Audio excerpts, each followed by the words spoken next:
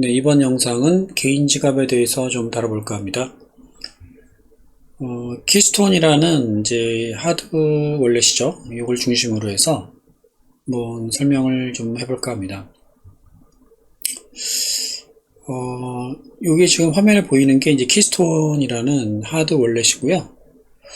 요거는 그 블루 월렛인데요. 블루 월렛을 이제 핸드폰에다가 설치한 그런 모습이 되겠죠.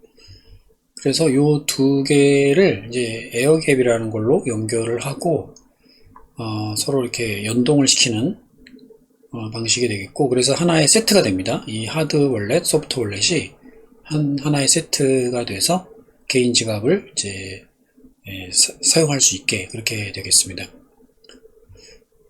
그 과정을 간단하게 한번 설명을 드려보도록 하겠습니다. 개인 지갑을 만드는 것은 주사위 던지는 게 전부다, 이렇게 제가 써놨는데, 말 그대로 개인 지갑 만들 때 사람이 하는 게 주사위를 던지는 게 다예요. 그래서 그게 한 100번 정도 던집니다. 두 주사위를 100번 정도 던진다 하는데, 사실 그거 말고 할 게 별로 없어요. 그렇게 나머지는 다 이 지갑 하드웨어가 해준다고 생각하면 될 것 같습니다. 그래서 이 하드 월렛에서 개인 지갑을 생성 후에 소프트 월렛에 연결한다. 그래서 이게 하드 월렛이고 이게 소프트 월렛인데, 이렇게 두 개를 연결하게 되어 있어요. 에어갭으로 해서.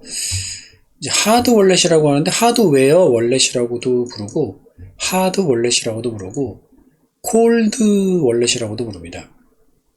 그리고 이제 이 소프트 월렛이라고 하는 거를 소프트웨어 월렛이라고도 하고, 핫 월렛이라고도 하죠. 그래서 온라인에 연결되어 있다 해서 핫 월렛이라고도 합니다. 그래서 좀 헷갈릴 수 있는데, 아무튼 그렇습니다. 그래서 될 수 있는 대로 연습을 충분히 해 보시고 실제 사용을 하시는 거를 권하고요. 처음에 할 때는 테스트넷으로 할 수도 있거든요. 이게 테스트넷이라는 게 있는데, 굉장히 이거는 이제 그냥 무료로 할 수 있기 때문에 연습은 여기서 많이 해보셔야 될 것 같아요. 테스트넷에서 해보시고, 실전으로 넘어오더라도 일단 소액으로 좀 해보시고, 그래서 좀 자신감이 붙으면은 그때 가서 이제 큰 금액을 옮기시는 걸로 하시는 게 어떨까 하고 권해보고요. 왜냐면 처음에 그 익숙치 않은 상태에서 했다가 큰 금액에서 실수라도 하게 되면 너무 위험하기 때문에 일단은 충분한 연습을 좀 해야 된다. 이 말을 가벼이 듣지 마시고 정말로 충분히 연습을 해보시고 큰 금액을 옮기시기를 부탁을 드리겠습니다. 그리고 여기 나오는 요 BIP 32, 39 뭐 이런 얘기가 나오거든요. 그래서 이 제품을 구입할 때, 지금은 이제 키스톤을 중심으로 말씀드리지만 뭐가 됐든 이 두 가지가 호환이 되는지를 보시는 게 중요합니다. 이게 호환이 안 되면 이게 나중에 낭패를 볼 수가 있습니다. 니모닉을 만드는 것을 사용할 수가 없기 때문에 반드시 이 BIP32, BIP39 호환이 된다라는 것을 확인하시고 구입을 하셔야 되고, 거의 대부분 이거 호환을 합니다. 하는데 가끔 보면 안 하는 게 있어서 조심하셔야 됩니다. 이 BIP32, 이게 BIP라는 게 비트코인 임프루먼트 프로포절인가? 그래가지고 비트코인 개선 제안이다, 이렇게 그 약자인데, 커뮤니티가 있거든요, 비트코인에. 거기에서 이제 여러 가지 제안들이 나오는데, 그 중에 이제 쓸만한 거를 이게 번호를 붙여요. 32, 39. 이렇게 해서 32번이 주소죠. 비트코인 주소를 생성하는 규칙, 이런 것들을 정해놓은 그런 표준이고, 39, BIP39가 이제 니모닉입니다. 이게 오늘 주로 설명하려고 하는 거죠. 그래서 반드시 호환이 돼야 나중에 키스톤이 고장 나더라도 다른 제품으로 바꿀 때 호환이 돼야 이게 아무 탈이 없거든요. 그리고 이 기기를 연결하는 것을 이제 에어갭이라고 하는데, 이제 온라인으로 이 두 개가 연결되지 않다는 의미가 되겠습니다. 그러니까 이 하드 월렛과 소프트 월렛이 어떠한 형태로든 연결이 되어 있지 않아요. 뭐 블루투스로든 연결 안 되어 있고, 뭐 와이파이로도 연결이 안 돼 있고, 당연히 유선으로도 연결이 안 돼 있습니다. 안 돼 있고, 데이터를 주고받긴 하는데, 이건 이제 그 방식이 에어갭 형식이다 해가지고 QR 코드 스캔으로만 합니다. 그래서 이쪽에다가 QR을 띄우고 핸드폰으로 있든가 스캔을 하든가, 아니면 핸드폰에 QR이 뜨면은 이 기기에도 카메라가 있거든요. 그걸로 스캔을 해서 데이터를 이제 읽어오든가, 이런 식으로 QR 코드 스캔을 통해서 서로가 데이터를 주고받기만 하고요. 여타 온라인 연결, 무선 연결, 유선 연결, 그런 것은 없다라는 거죠. 그런 방식을 이제 에어갭이라고 합니다. 예, 이 화면에서 이제 첫 화면인데요. 여기서 이제 이걸 누르면은 이제 다음 화면으로 넘어가게 되는데요. 이런 화면이 나오고, 이게 이제 그 개인 지갑을 생성하는 메뉴가 여기 이제 있는 거죠. 그래서 개인 지갑을 생성하는 메뉴, 항상 이게 두 개가 있죠. 새로 만드는 거랑 기존 지갑 가져오는 거랑 이렇게 두 개가 있습니다. 새로 만든 건 크리트 월렛이고, 기존 지갑을 가져오는 건 임포트 월렛이 되겠습니다. 그래서 여기 보면 이렇게 메뉴가 이렇게 있습니다. 임포트 월렛, 크리트 월렛. 오늘은 이제 크리트 월렛을 클릭을 해서 이제 다음 메뉴로 이제 넘어가도록 해보겠습니다. 그럼 요런 화면이 나오는데요. 이제 여기서 스탠다드 시드 프레이즈, 요걸 이제 클릭하려고 하는 건데, 요게 이제 니모닉을 만드는 그런 메뉴가 되겠습니다. 근데 이 스탠다드 시드 프레이즈가 이 키스톤에서는 두 가지 모드가 있어요. 그래서 시스템으로 하는 게 있고, 다이스 롤이라고 하는 게 있어요. 여기 주사위죠. 이게 주사위 굴리기죠. 이런 게 있습니다. 오늘 해볼 거는 주사위 굴리기를 해볼 건데, 이게 요 메뉴는 어디 있냐면은 이제 요 첫 화면, 그러니까 이 니모닉을 만드는 요 메뉴가 떠 있는 요 화면에서 저 점 3개를 누르면은 요런 메뉴가 뜨는데, 여기 보면 체인지 엔트로피라는 요 메뉴가 뜨고, 요거를 클릭하면은 요렇게 두 개가 뜹니다. 그래서 시스템, 다이스롤 두 가지가 뜨는데, 시스템은 말 그대로 이 기기 안에서 자동으로 니모닉을 생성해주는 그런 메뉴고, 다이스롤은 주사위를 굴려서 하겠다라는 그런 의미가 되겠습니다. 네, 여기서 change entropy라고, 엔트로피라는 말이 이제 나오는데, 이게 난수를 말하는 거예요. 그러니까 랜덤한 어떤 수를 생성을 해야 되거든요. 그러니까 이게 재현 불가능하게 복잡한 어떤 수를 만들어야 누가 흉내낼 수가 없는 거죠. 그러니까 제가 어떤 키를 만들 건데, 지갑을 만든다는 것은 키를 만드는 건데, 그 키가 누군가가 예상하기 쉬운 어떤 그런 숫자라면은 안 되겠죠. 굉장히 예상하기가 어렵고 무작위적이고 예측하기 어려운 그런 수여야 되겠죠. 그래서 그런 엔트로피가 그걸 높다고 하는데, 엔트로피라는 말 자체가 무질서도라는 뜻인데요. 무질서도가 높아야 어떤 상대방이 이것을 예측하기가 어렵다는 거죠. 그래서 최대한 복잡한 난수를 만들어서 키를 생성을 하는 것이 중요하기 때문에, 이제 그래서 이 엔트로피라는 용어를 쓰고요. 그 엔트로피를 생성하는 방법을 이제 두 가지를 가지고 있는 거죠. 시스템에서 자동으로 생성하든가, 아니면 다이스롤, 주사위를 굴리는 방식이 되겠습니다. 그래서 여기서 이제 니모닉 만드는 메뉴 화면으로 한번 넘어가 보도록 하겠습니다. 넘어가면 이제 이런 화면이 뜨는데요. 여기서 이 시스템을 선택을 했을 경우에는 이 화면으로 바로 가는 겁니다. 그래서 기기에서 만들기로 하면 즉시 니모닉을 이렇게 생성을 해줍니다. 이게 니모닉입니다. 24개의 단어, 12개로 하기도 하고 24개로 하기도 하는데, 24개를 추천을 드립니다. 물론 어떤 분들은 이제 12개로 한다고 하는데, 제가 24개로 추천을 드리는 이유는 이제 그게 더 보안이 높아서인 것도 있지만, 이 니모닉을 보관할 때 샤미르 백업 방식이라는 게 있거든요. 나중에 이제 보시면 알겠지만은, 이 샤미르가 여기 나오나요? 여기 있죠. 샤미르 백업이라고. 예.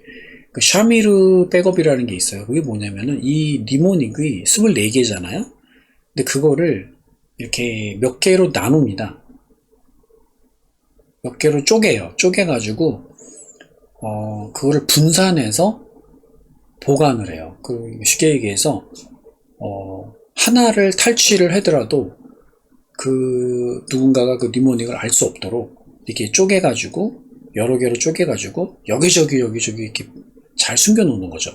그래서 그 중에서 예를 들어서 5개로 쪼갰을 때 3개를 찾으면은 니모닉을 복원할 수가 있거든요. 그런 방식이 있거든요. 그래서 이것을 분리해서 쪼개서 보관하는데 하기 위해서 24개로 하는 거죠. 12개로 하면은 그게 쪼개는 게 안 돼요.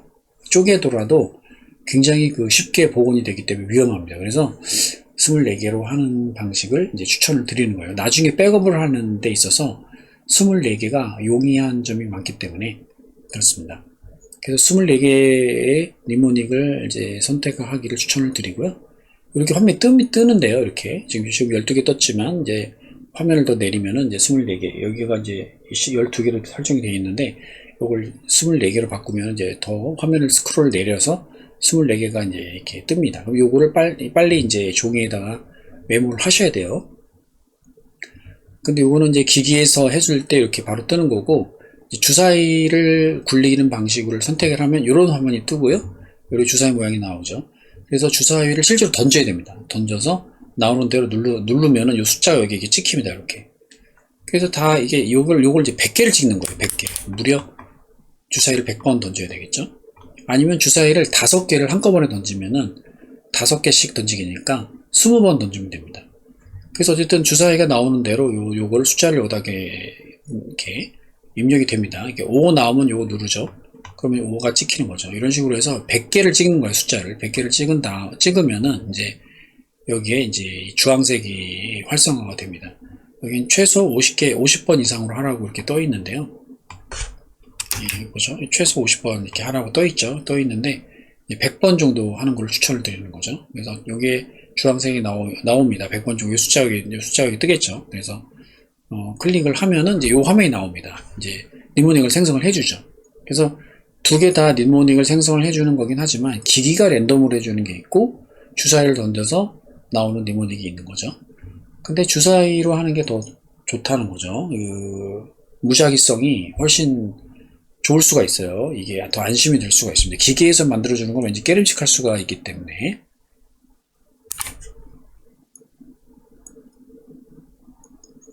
그러고 나면은 이제 이것을 컨펌하는 단계로 갑니다. 그 니모닉이 기기에서 만들어졌던 주사위로 만들어졌던 이제 24개가 나오면은 이 24개의 니모닉이 내가 잘 메모를 했는지를 컨펌을 하는 작업이 한 번 있어요. 그래서 여기 보면 이런 화면이 나오죠. 컨펌을 하라고 되어 있고요. 생성된 니모닉을 종이 순서에 기록해둔 것을 보고 이걸 이제 누릅니다. 순서에 따라서 이걸 눌러요. 차근차근. 그래서 내가 순서에 맞게 이걸 잘 눌렀다는 게 이제 확인이 되면 컨펌이 되는 겁니다. 즉 여기서는 이 기기에서는 이걸 무작위로 이렇게 흩어놓거든요.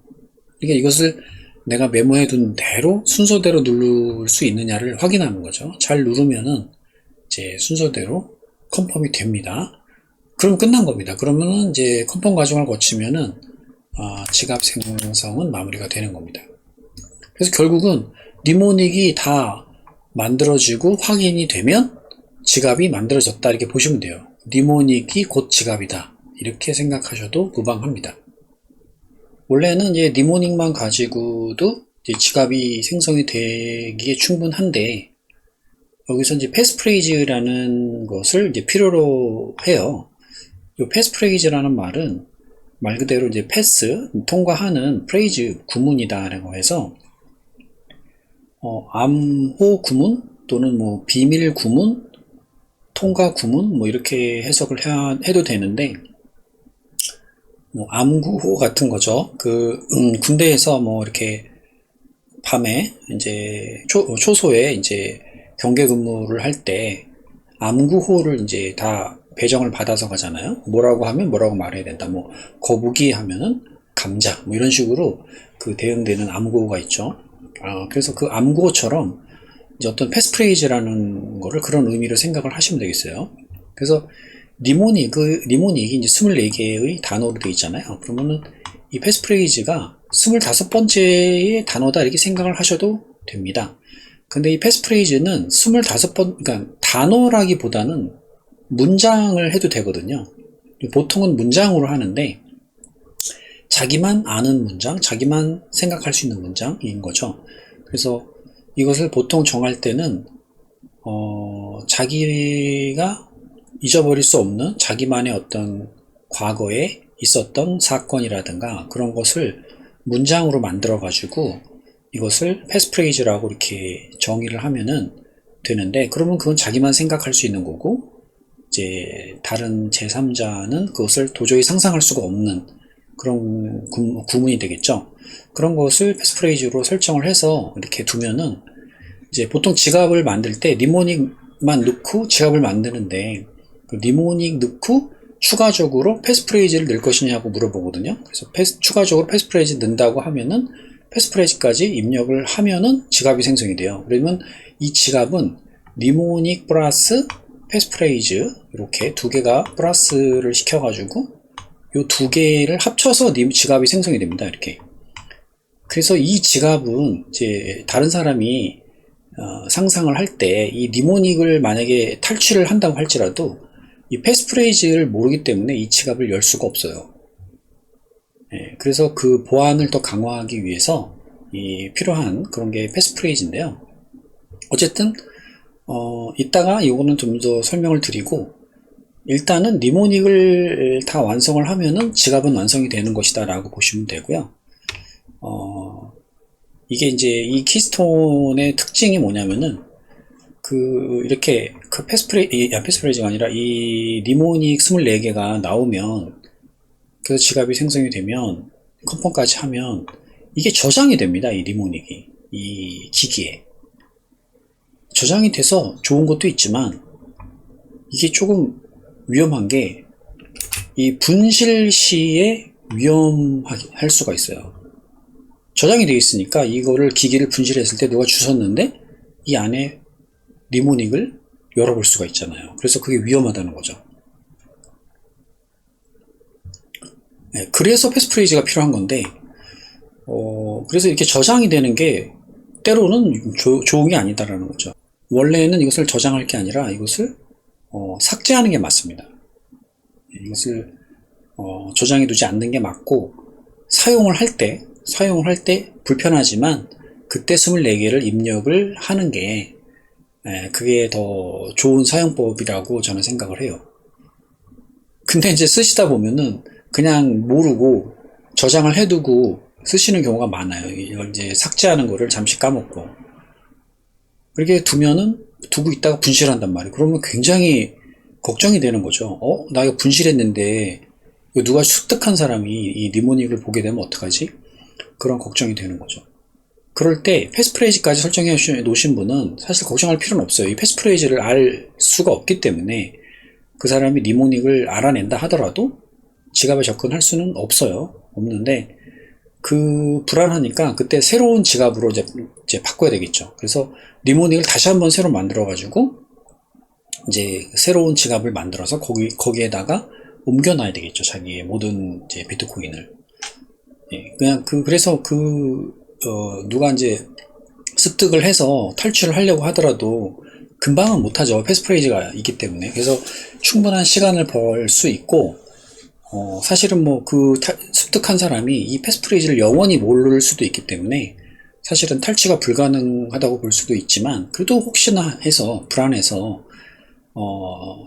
일단 분실된 니모닉이니까 새로운 니모닉으로 만들어서 지갑을 만들어서 자산을 옮겨 놓는 것이 마음의 이제 안전을 이제 느낄 수가 있겠죠.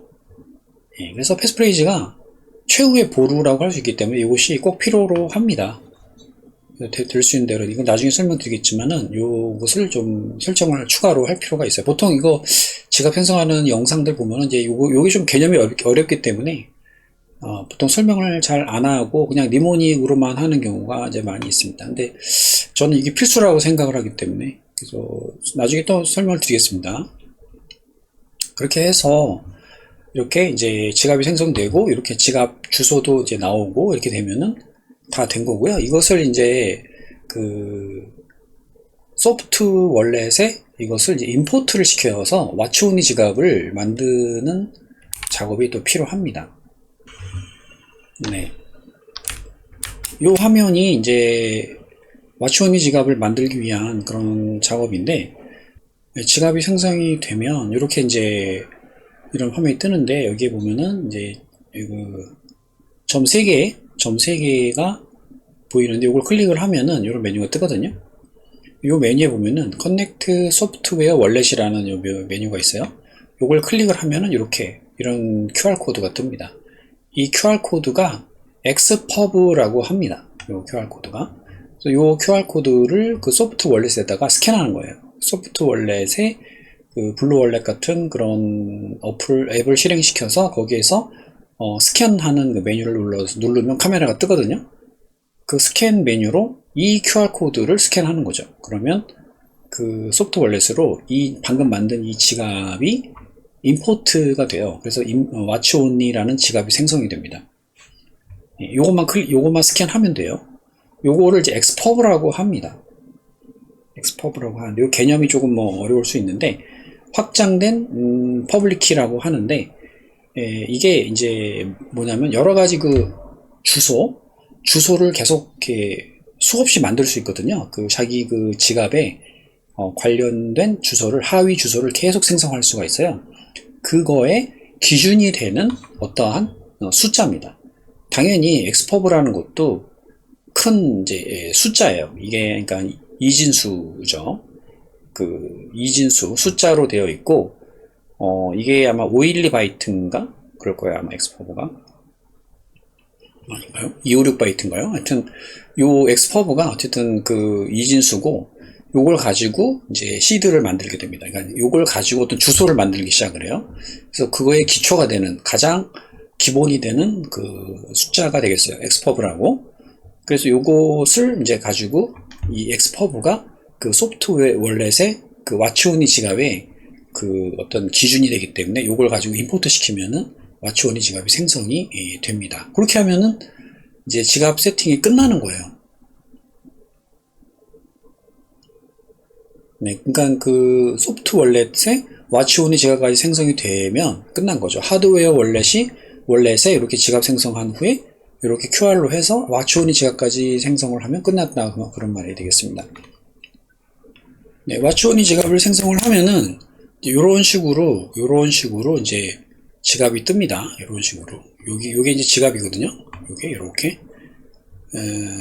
핸드폰에 이렇게 지갑이 뜬 거고요. 이런 식으로 이제 와치온리라고 해서 이런 식으로 뭐가 생기죠. 요게 이제 그 아까 QR을 임포트 하는 겁니다. 임포트 하면 이렇게 뜹니다. 이렇게 블루 월렛에서 이제 임포트 해 와서 생성이 된 거죠. 그러니까 하드 월렛과 블루 월렛의 이 와치온리 지갑이 두 개가 하나의 세트가 된다, 이렇게 보시면 되겠고요. 그리고 이제 이렇게 생성이 되면은 이 와치온리 지갑 안에는 이런 주소들이 이렇게 많이 있죠. 이 모든 것이 아까 그 스캔했던 그 QR코드로 봤던 우리가 이거 엑스퍼브라는 것으로부터 생성이 된 주소들이에요, 이게. 이 주소들이 무수하게 많이 이제 생성이 되는 거죠. 그래서 이 주소들을 가지고 비트코인을 주고받고 하는데 사용을 이제 하게 되는 것입니다. 이렇게 하면은 그 사실상의 그 설명이 다 끝난 겁니다. 이 지갑에 대한. 그러니까 개인 지갑을 만드는 것은 아까 말씀드렸듯이 그 주사위를 100번 던져서 엔트로피라는 걸 만들고, 난수죠. 그 난수를 만든 다음에 그걸 가지고 기계에다가 입력을 하면 이제 자동으로 기계가 그 4개의 그 니모닉을 생성을 해주고요. 그 생성된 그 니모닉을 바탕으로 지갑이 만들어지고, 거기에서 엑스퍼브라는 QR코드를 만든 다음에 그거를 이 소프트 월렛에다가 임포트 시키면 와치온리 지갑이 만들어진다. 요게 이제 모든 것이 이제 끝나게 되는 겁니다. 과정이 그걸로 다 끝나요. 그래서 그냥 직관적으로 사용자가 할 거는 주사위 던지는 게 전부인데, 그 다음에 그걸 기계에다 그냥 입력해서 생성하고, 그 다음에 와치온리 지갑 또 소프트 월렛으로 또 이렇게 연결해서 연결시키고, 이렇게 하면 끝나는 거는 이제 너무 사실은 간단하거든요. 지갑을 만드는 것 자체가 그렇게 어려운 건 아닌데, 거기서 우리가 좀 신경 써야 될 부분이 이런 니모닉을 이제 보관하는 것을 좀 신경을 써야 되는데요. 그 스틸 월렛이라고 있는데 이걸 잠깐 한번 보여드릴게요. 그 니모닉을 보관하는 게 있는데 스틸 월렛이라고 있는데 그걸 한번 잠깐 보여드릴게요. 여기 보시면은 이제 이런 게 있습니다. 이렇게 금속으로 되어 있고 안에 이렇게 니모닉들이 들어가 있습니다. 이렇게. 그래서 요거를 앞면 12개, 뒷면 12개 해서 24개를 해서 이렇게 담은 다음에 요거를 이제 닫아서 이걸 닫죠. 닫아가지고 완전히 봉쇄를 하고 이 구멍에다가 자물쇠를 이렇게 딱 걸어서 자물쇠를 딱 걸어서 그래서 완전히 이제 잠가 놓는 거죠. 그래서 어딘가 잘 보관을 하는 겁니다. 그럼 이제 화재가 나도 괜찮고 또 어떤 뭐 물에 닿아도 괜찮고 뭐 그렇습니다. 이게 이제 스테인리스이기 때문에 웬만해서는 역시 훼손이 잘 안 되죠. 웬만한 충격이나 뭐 웬만한 불, 온도, 수분 이런 거에 의해서 이것이 훼손이 안 되기 때문에 이렇게 해서 보관을 하는 방식이 이제 있는 거죠. 그래서 니모닉을 잘 보관을 하면 된다라는 것이고 그 니모닉이 결국은 그 니모닉을 가지고 지갑을 생성을 한다라는 것이죠. 그리고 다시 이 소프트 월렛 화면으로 좀 돌아와서 이렇게 리스트에 주소가 리스트가 이렇게 잔뜩 있고 체인지 리스트라는 것도 있는데 여기서 이제 체인지 주소라는 것을 조금 설명을 한번 드릴게요. 여기 보면은 그 와치오니 지갑을 생성을 하면은 이제 좀 우리가 사용할 때 생소한 것이 주소가 그냥 하나만 있는 거 아닌가? 그리고 이제 그 주소로 이제 주고받고 하는 거 아닌가? 이제 이렇게 생각을 이제 할 수가 있는데 그렇게 해도 됩니다. 그러니까 여기에서 첫 번째 주소 이건 세 번째 주소인데 예를 들어서 이 주소 하나를 내가 선택을 합니다. 그래가지고 이걸로만 써도 돼요. 다른 주소를 사용 안 해도 상관은 없어요. 이런 거 사용 안 하고 그냥 이 하나만 가지고 계속 써도 됩니다. 이걸로 받고 여기 있는 걸로 또 여기 있는 걸로 이제 송금도 하고 리시브도 하고 송금도 하고 다 해도 됩니다. 그런데 이거를 그렇게 이제 안 하려는 이유가 뭐냐면은 그렇게 하면은 이게 누구 거라는 게 딱 특정이 될 수가 있어요. 왜냐면 이게 예를 들면 이제 업비트 같은 데서 이렇게 일로 이제 보내기도 하고 그러면 업비트에서 일로 갔다는 얘기는 그 업비트에 그 사람의 KYC가 있잖아요. 그 사람의 신원이 있잖아요. 그러니까 어떤 사람이 일로 보냈다. 일로 계속 보낸다. 그러면은 이게 그 사람 지갑이구나 라는 것을 이제 사실은 누군가가 보면은 관찰하면 알 수가 있거든요. 그렇게 되면은 좀 뭐라 해야 되나 그 사람의 어떤 신원이 드러난다고 할 수 있죠. 그래서 이 비트코인을 하는 분들은 그런 거를 조금 싫어하는 경향이 있어요. 그래서 뭔가 누가 나를 아는 것이 싫다 이거죠. 그래서 이거를 이렇게 주소가 많이 쓰는 이유는 뭐냐면 어떤 주소를 쓸 줄 모르기 때문에 이걸 막 섞어서 쓰는 거예요. 그러면 이 사람이 어떤 사람인지를 이제 파악하기가 좀 어렵다는 거죠. 근데 하나의 주소만 계속 쓰면은 결국에는 드러난다는 거죠. 그거를 좀 싫어하는 사람들이 이런 식으로 주소를 여러 개로 나눠 쓴다라는 그런 것이고요. 이 주소가 리시브 주소, 체인지 주소가 있는데 이 주소가 30억 개가 가능해요. 30억 개. 그러니까 이 하나의 지갑에 30억 개의 주소가 있다는 거죠. 그러니까 이거를 평생 동안 다 못 쓴다는 뜻이기도 합니다. 그러니까 한 번 쓰고 버리고 한 번 쓰고 버리고 해도 다 못 써요. 이걸 우리가 엄청나게 많은 주소가 생성이 되는 거예요. 30억 개의 주소가 생성이 되는데 하나도 겹치지 않습니다.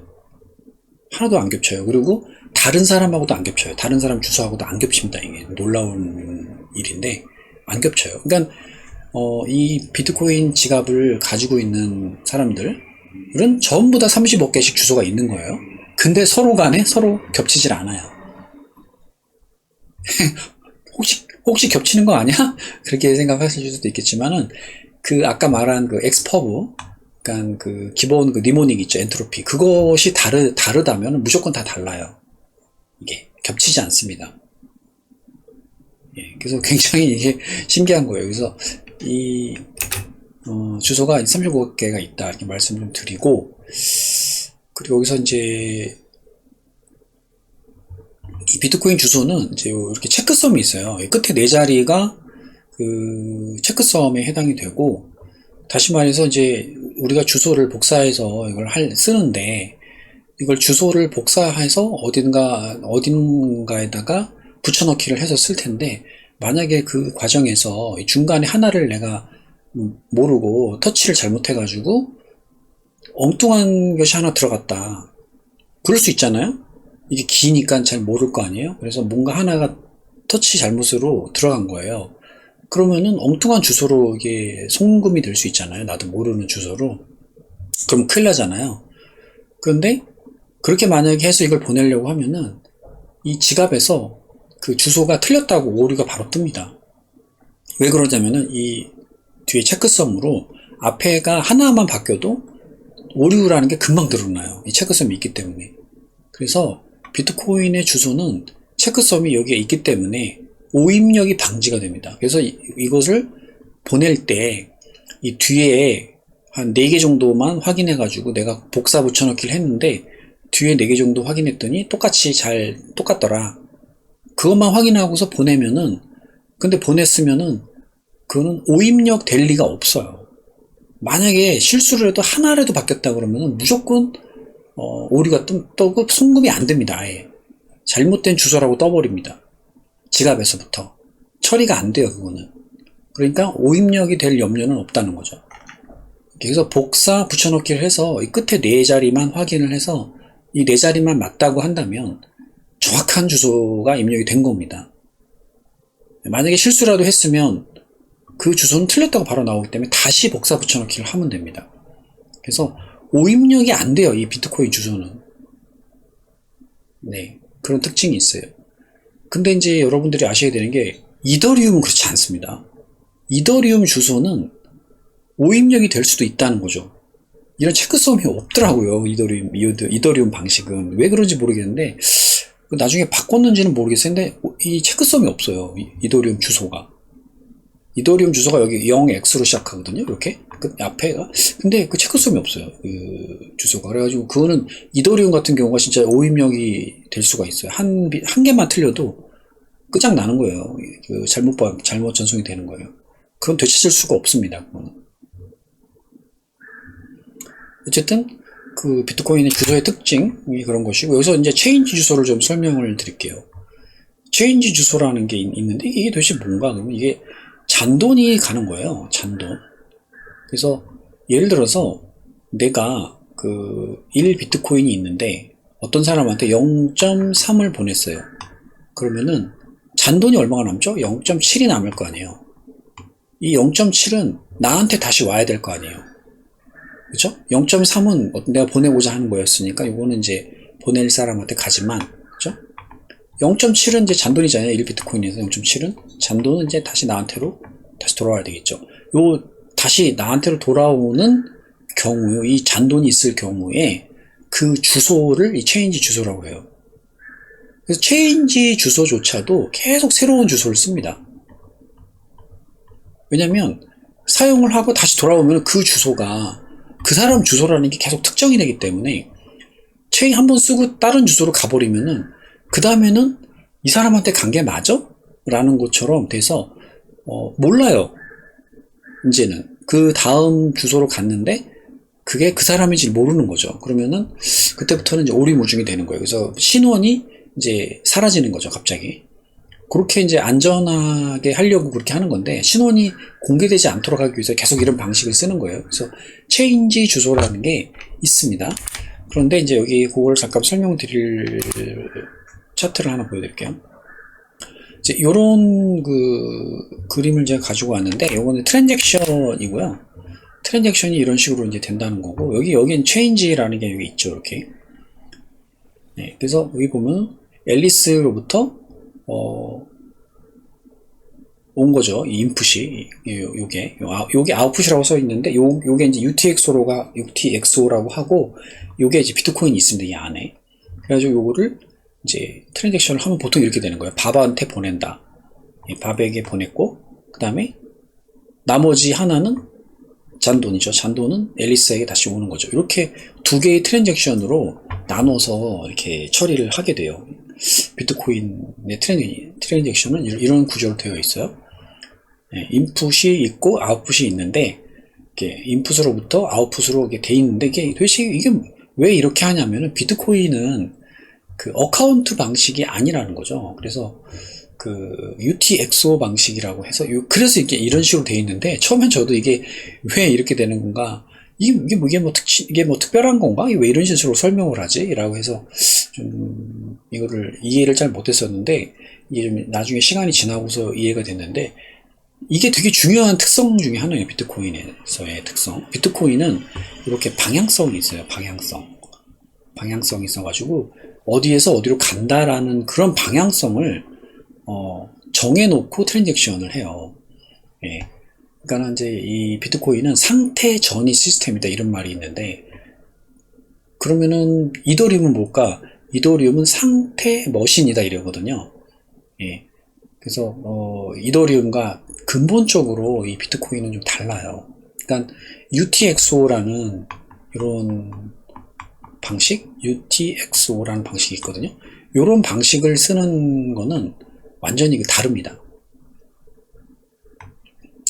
그래서 제가 알기로는 에이다 있죠, 에이다. 카르다노라고 하고, 에이다라는 코인이 있지 않습니까? 이더리움의 어떤 경쟁 상대잖아요, 에이다가. 에이다라는 코인을 보면은, 이게 나온 미드나잇이라는 코인도 있거든요. 그거 이제 레이어 2인데, 그게 UTXO를 지원을 해요. 그래서, 이게 이제 찰스 호스킨슨이라는 사람이 만든 거잖아요. 그러니까 비탈릭하고 같이 이더리움 만들다가 빠져나와가지고, 한 프로젝트가 에이다라고 하고, 카르다노라고 하는데, 비탈릭 부테린이 좀 코딩이 좀 아마추어틱하거든요, 그 사람이. 그러다 보니까, 찰스 호스킨스는 상당히 프로페셔널 하거든요, 이 사람이. 그러다 보니까 뭔가 안 맞는 거예요. 그래서 나와가지고, 이제 만든 거죠, 또 이렇게 프로젝트를. 그런데 이분은 UTXO 방식을 선호해요. 그래서 지금 이 비트코인이라는 게 UTXO 방식이라서 이런 어떤 형태를 가지고 있어요. 그래서 이게 무슨 말이냐면은, 예를 들어서 내가 1비트코인이 있었어요. 아까 설명드렸지만 1비트코인이 있었는데 0.3을 내가 보냈어요. 그러면 잔액이 0.7이잖아요. 네, 0.7이 남아있을 거 아니에요. 그럼 보통은 이것만 이제 요거 0.3을 보내는 동작만 하고, 그냥 내 계정에서는 0.3을 뺀 0.7이라고만 그냥 이렇게 남겨주면 되잖아요. 근데 이 비트코인은 그렇게 하질 않아요. 그렇게 하질 않고, 1에서 0.3을 보내고 0.7도 보내요. 잔액을. 근데 이거를 자기 자신에게 보내는 거죠. 자신에게 다시 보내는 거죠. 이거는 상대방한테 보내는 거고. 그래서 이렇게 두 개를 일부러 나눠서 보내는 걸 해갖고, 이렇게 화살표. 예, 트랜잭션을 꼭 합니다. 이 비트코인 같은 경우에. 이더리움은 이렇게 안 합니다. 이더리움은 이렇게 안 하고 0.3을 상대한테 보낸다 그러면 0.3 보내고, 자기의 어카운트에서 그냥 0.3 빼가지고 0.7을 이렇게 써고 끝이에요. 그게 이더리움 방식이에요. 근데 비트코인은 그렇게 하지 않아요. 0.3을 보내고 잔돈 0.7 남은 거를 반드시 자기 자신한테 다시 보냅니다. 예. 이거를 왜 이렇게 하냐면은, 이 상태 전이를 저장하려고 그래요. 이 전체를 요렇게 트랜잭션을 만든 다음에 여기다가 서명을 해버려요. 서명을 해버린다. 서명을 딱. 서명을 한다는 얘기가 그냥 잠궈버린다는 뜻이에요. 그래서 이거를 바꿀 수가 없어요. 이렇게 0.3, 0.7 해놓고, 그 다음에 이걸 바꿀 수가 없습니다. 그러니까 무슨 말이냐면은, 해커가 이거를 이렇게 해놓고 0.7을 자기 자신한테, 해커가 이 사람이 아니라, 이 앨리스가 아니라 해커한테 해커의 주소로 해가지고 요 0.7을 여기로 보내야지, 이렇게 할 수가 없다는 거예요. 비트코인은 요거를 서명을 이렇게 해놓기 때문에. 이 전체를 서명해 놓기 때문에 해커가 0.3은 상대방으로 갔어. 잔돈 가는 거를 잔돈을 나한테로 보내야지 이게 안 된다는 거예요. 비트코인은. 근데 이더리움은 이게 되거든요. 이더리움은 이게 별도로 이게 서명이 이 자기 자신한테 이 어카운트 자체를 서명하지 않아요. 그 이더리움은 상태를 갱신하는 것만 서명을 한단 말이에요. 그래서 무슨 말이냐면은 요 상대방이 0이었다면은 0.3을 받으면은 그 다음에 뭘로 바뀌어요? 0.3으로 바뀔 거 아니에요. 그럼 이 상대방이 0.3으로 바뀌었다. 요것만 서명을 하지 이게 0에서 0.3이 됐다. 이걸 서명하진 않거든요. 근데 비트코인은 이렇게 그 보내는 과정 전체를 다 서명을 합니다. 그러니까 이걸 다 서명한다는 얘기는 이걸 다 바꿀 수가 없다는 얘기예요. 왜냐하면 이 서명이라는 걸 깰 수가 없는 거거든요. 이게 이제 소위 말해서 양자 컴퓨터가 깬다 하면은 요걸 깬다는 거예요. 서명을. 이 서명을 깰 수가 있거든요. 이제 양자 컴퓨터가. 그러면 이제 다 깨지는 거죠. 비트코인이라는 건 이제 다 깨지는 거예요. 요 서명이 깨지면은. 지금까지 이제 안 깨지는 건데 해커가 이걸 깨기가 이제 거의 불가능에 가까워요. 비트코인은. 그렇기 때문에 비트코인에서는 해킹이 웬만하면 잘 안 일어납니다. 사실상 일어날 가능성이 거의 없어요. 제가 볼 때 비트코인에서는. 근데 지금 이더리움에서 해킹이 많이 일어나죠. 그 이더리움 해킹이 많이 일어나는 이유는 이더리움도 어카운트가 두 개가 있거든요. 그래서 그냥 EOA인가? EOA라는 어카운트가 있고 컨트랙터 어카운트 이렇게 두 가지 어카운트가 있는데 그러니까 이제 요게 비트코인이랑 비슷한 거거든요. 비트코인은 EOA 같은 이런 것만 있어요. 근데 이 컨트랙트라는 게 있거든요. 이 이더리움에는 두 가지로 되어 있어가지고 이 컨트랙트 어카운트 여기서 해킹이 엄청 일어납니다. 지금 뭐 여러 가지 지금 최근에 해킹 많이 일어났거든요. 북한 애들이 하는 해킹이라든가 최근에 그 이상한 그 뭐 했었죠. 거기서도 그 아베라고 에이브라고 있죠. 아베. 이 아베에서 그 자금이 엄청 빠져나갔죠. 이 해커가 해킹하면 일어나가지고. 근데 이 컨트랙터 어카운트가 여기가 이게 해킹의 요소가 굉장히 많더라고요. 그러니까 이더리움이 해킹되는 게 아니라 이 컨트랙터 어카운트 안에 있는 그 코드가 해킹되는 거예요. 그런 일이 지금 많이 일어나고 있어서 이더리움이 이 부분을 뭔가 손을 봐야 되는데 어려운 부분이죠. 그건 뭐 전문가들도 이거를 손을 못 대고 있으니까요. 근데 비트코인은 이게 없어요. 이게 없고 이런 형태의 어떤 것만 있죠. 그래서 그거를 이런 식으로 구현을 해놨기 때문에 이걸 UTXO라고 해요. UTXO이기 때문에 이런 식으로 되는 거예요. 이렇게 그러니까 반드시 그 0.3을 보내고 잔돈이 남았으면은 0.7이 남았으면 잔돈도 보내는 거예요. 꼭 보내도록 하는 거예요. 둘 다. 자기 자신이지만 다시 자기 자신에게 한 번 더 보내는 거죠. 그러니까 그 트랜잭션을 반드시 일으키는 거예요. 그런 방식으로 비트코인이 되어 있다라는 거고 그때 이 체인지 어드레스라는 게 이제 있다는 거죠. 그래서 여기 설명을 드렸지만 1BTC를 가진 앨리스가 밥에게 0.3BTC를 보낸다고 하면 0.3BTC는 밥 어드레스로 가는 거고 0.7BTC는 앨리스의 체인지 어드레스로 간다라는 거죠.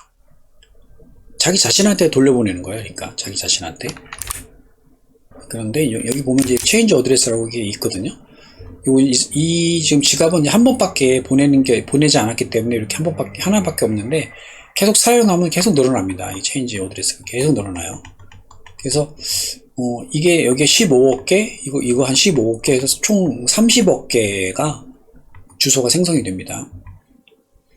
그래서 이 체인지 어드레스라는 것도 이제 이게 뭔가 해서 이제 좀 걱정하시는 분들도 있으실 텐데 그래서 설명을 드렸어요. 이게 그러니까 주소인데 전부 다 이 엑스퍼브라는 거 하나에서 전부 다 생성되는 주소다. 그리고 이것은 지갑 하나에 다 연결되어 있다는 거예요. 예. 이 모든 주소가 이 지갑 하나에 다 연결되어 있어요. 지갑 하나에 30억 개의 주소가 생성될 수가 있다 그 말이죠. 그러니까 다 쓰지도 못해요. 이거를.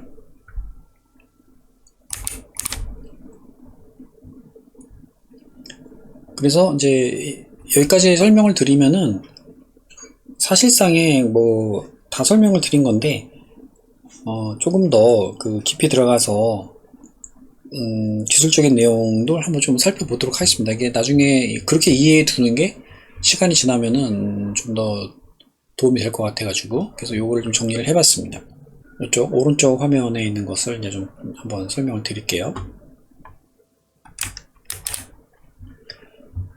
이거는 제가 아까 일련의 과정들을 뒷단에서 일어나는 일들이 무엇인가에 대해서 쭉 정리를 해 놓은 거예요. 이제 한 번에 한눈에 볼 수 있도록 정리를 해 놓은 겁니다. 그러니까 이게 뒷단에서 이런 일들이 일어나고 있거든요. 그러니까 아까 엔트로피 주사위를 던진다고 그랬죠. 그런 걸 던져서 하드웨어 기계에다가 이제 입력을 하게 되면은 지갑을 생성해 주지 않습니까? 그리고 그걸 엑스퍼브를 만들어서 이렇게 해서 소프트 월렛에다가 이제 임포트를 시키지 않습니까? 그 과정이 뒷단에서 어떤 식으로 이루어지는가를 설명을 좀 해드리려고 하는 거고, 사실 몰라도 됩니다. 그냥 우리는 주사위 100번 던져서 그 기계에다 입력을 하면은 그 다음에는 기계들이 다 알아서 하는 거고, 그렇게 해서 생성된 지갑을 우리는 사용만 하면 되는 거지, 이 내용이 뒷단에서 뭐가 일어나는지에 대해서는 사실 알 필요가 없는데, 조금 더 이것을 알고 있으면은 이해가 좀 되고 뭔가 안심을 하고 사용할 수가 있기 때문에 약간 상식적인 차원에서 그것을 한번 설명을 드릴까 하는 거예요. 그래서 이것을 좀 복잡한데, 이것을 다 따로따로 공부하려면 다 힘든데요. 제가 이것을 한 방에 그냥 이렇게 한 페이지를 정리한 거예요. 그래서 여기 있는 이 내용들을 잘 보시고 그 다음에 하나씩 찾아서 공부해 보시면 공부할 때 뭔가 도움이 많이 될 겁니다. 이게 이제 이렇게 한 방에 정리해 놓은 게 별로 없거든요. 제가 한 방에 정리해 놨으니까 공부하시는 분들을 위해서는 아마 좋은 자료가 되지 않을까 싶어요. 그래서 여기 보시면 엔트로피 생성을 하고 있고, 체크섬을 추가한 다음에 그걸로 니모닉을 생성한다. 그 다음에 시드를 생성한다. 요걸 가지고 시드를 생성하는 거예요, 이렇게. 그 다음에 마스터 프라이빗 키를 생성한다. 퍼블릭 키를 생성한다. 엑스퍼브를 생성한다. 이렇게 되는 거죠. 아까 엑스퍼브 보셨죠? 요 엑스퍼브를 소프트 월렛에다가 넣으면은 이제 소위 말해서 와치오니 지갑이 생성이 되는 거고, 그럼 준비가 끝나는 거죠. 그래서 그 모든 과정을 이렇게 여기다가 이렇게 제가 한 방에 써놓은 건데요. 간단하게만 설명을 드리고 이제 가보도록 하겠습니다. 아까 BIP39, BIP32 뭐 이런 게 있다고 그랬잖아요. 이게 이제 여기에 드디어 등장을 하게 되는 거고요. 이 BIP39가 이 니모닉에 관련된 거고, BIP32는 이 주소 생성에 관련이 된 거예요. 그래서 그 과정이 여기 이제 드디어 등장을 하는 거죠. 뒷단에서는 그런 일들이 벌어지고 있는 거고요. 자, 엔트로피 생성이라는 것은 무작위한 숫자를 생성한다, 랜덤한 숫자를 생성한다 라는 것이고, 주사위, 동전, 이미지, 전파 이런 것으로 만들어지고 재현 불가하다라는 거죠. 쉽게 얘기해서 재현 불가한 난수를 만들어야 된다는 거예요. 굉장히 큰 난수죠. 굉장히 커다란 숫자를 만드는데 재현 불가능한, 누구도 예측할 수 없는 아주 그러한 숫자를 만들자라는 개념이에요. 엔트로피가 무질서도라고 아까 말씀드렸나요? 무질서도이고, 무질서도가 높을수록 좋다는 거죠. 그래서 저희가 주사위로 했지만 동전으로 해도 되는데, 동전으로 하면 진짜 256번을 던져야 됩니다. 동전으로 하면. 그 다음에 이제 이미지로 할 수도 있어요. 이미지. 요거 이제 시드 사이너라고 하드 월렛이 있거든요. 그 친구가 이미지로 합니다. 이거를 이미지로 하는 방법도 있어요. 그 다음에 전파로 하는 방법도 있어요.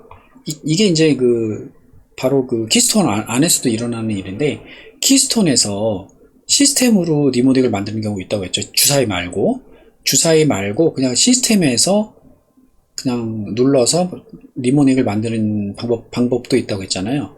그때 그 시스템에서 일어나는 일이 이 전파로 합니다. 그 안에 어떤 칩이 있는데 얘가 어떤 전파를 발생시켜요. 근데 그 전파가 어떤 그러니까 전파도 하나의 음파잖아요. 그런 음파를 만들어내는데 그거를 인코딩을 합니다. 그러면 이 전파라는 거는 자연계의 소리이기 때문에 되게 불규칙하게 인코딩이 돼요. 그 인코딩된 숫자를 가지고 엔트로피를 삼는 거죠. 그러면 되게 불규칙한 어떤 숫자가 나오고 재현 불가한 어떤 숫자가 나온다는 거죠. 예, 그렇게 하는 방식인데, 그때 우리가 시스템에서 생성하기를 선택하면은 이렇게 하는 거예요. 이 전파를 이용해서. 근데 이런 방식까지 우리가 알 필요는 없고, 우리는 이제 주사위를 써서 하는 방법으로 하는 게 가장 현명하다, 이렇게 보시면 되겠고요. 12개의 단어나 24개의 단어로 만들 수 있는데, 12개의 단어로 만들 때는 128비트 엔트로피로 만드는 거고, 24개의 단어일 경우에 256비트의 엔트로피로 만들게 됩니다. 그래서 이제 이 랜덤한 숫자가 큰 숫자가 나오는데 이것을 해시를 돌려가지고 이렇게 만드는 거예요. 그래서 이 엔트로피에다가 체크섬을 추가를 합니다. 예, 체크섬을 추가를 합니다. 이게 좀 어려운 개념인데 아까도 이게 나온 적이 있지만 이 체크섬이라는 게 이제 이 엔트로피에다가 추가가 되는 건데 여기 보시면은 이제 256비트에다가 8비트를 추가합니다. 이 8비트가 그 체크섬이에요. 그래서 256비트에 8비트가 추가되면은 264비트가 되는 거죠. 이렇게. 그래서 이 체크섬이라는 거는 이제 이 앞에 있는 그 비트가 정확하게 자리하고 있는가를 체크해주는 그러한 이제 방법이 되겠어요. 방법은 이 엔트로피죠. 이 위에서 만들어진 엔트로피 100, 256비트 엔트로피 요거를 SHA-256이라는 해시 한번 합니다. 한번 한 다음에 그거에 상위 32분의 1 그래가지고 그게 8비트가 돼요. 8비트 256비트에 32분의 1인데 그게 8비트가 됩니다. 그러니까 맨 앞에 8비트를 잘라서 그거를 맨 뒤에다 붙이는 거예요. 그러니까 쉽게 얘기해서 이렇게 있다고 합시다. 여기가 그 256이에요. 256비트에 엔트로피가 있다고 합시다. 여기서부터 여기까지가 256비트의 엔트로피가 있는데 요거를 해시를 한번 합니다. 해시를 한번 하면 똑같이 256비트가 돼요.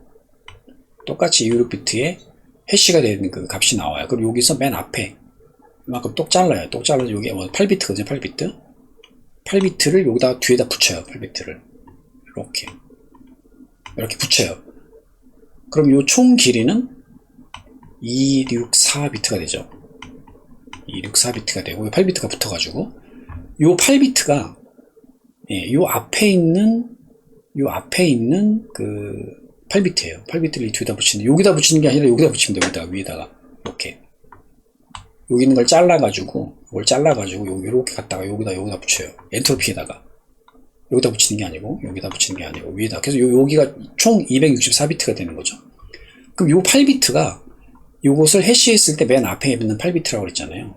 그래서 요 8비트는 요 앞에 있는 256비트의 지문을 DNA를 갖고 있습니다. 얘가 요거를 해시해서 나온 거를 가지고 만들었기 때문에 요게 바뀌면은 요거 만약에 요 앞에가 뭐 하나 바뀌었어요.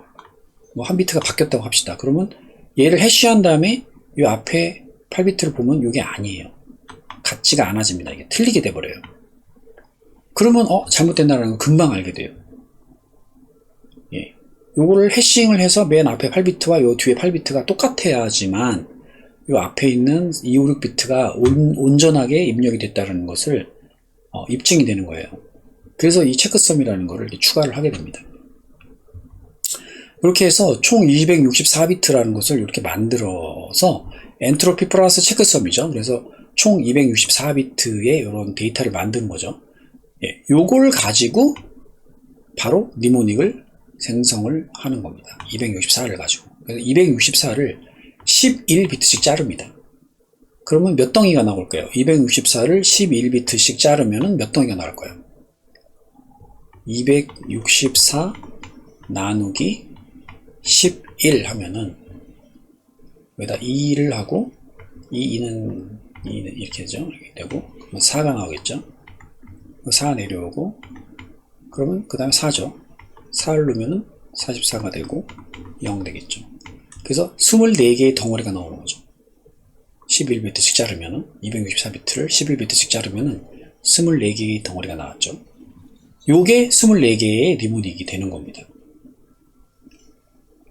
네. 그래서 요 11비트씩 자르는 거예요. 이 진수를 11비트씩 잘라서 각 그룹을 BIP39 단어 목록에 매핑을 한다.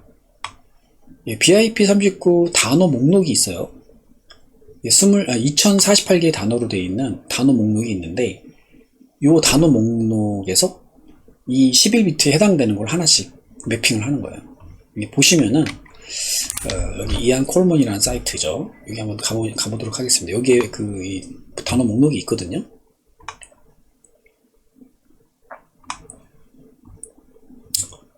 예, 기터브인데요. 보면은 워드 리스트에 보시면은 있어요.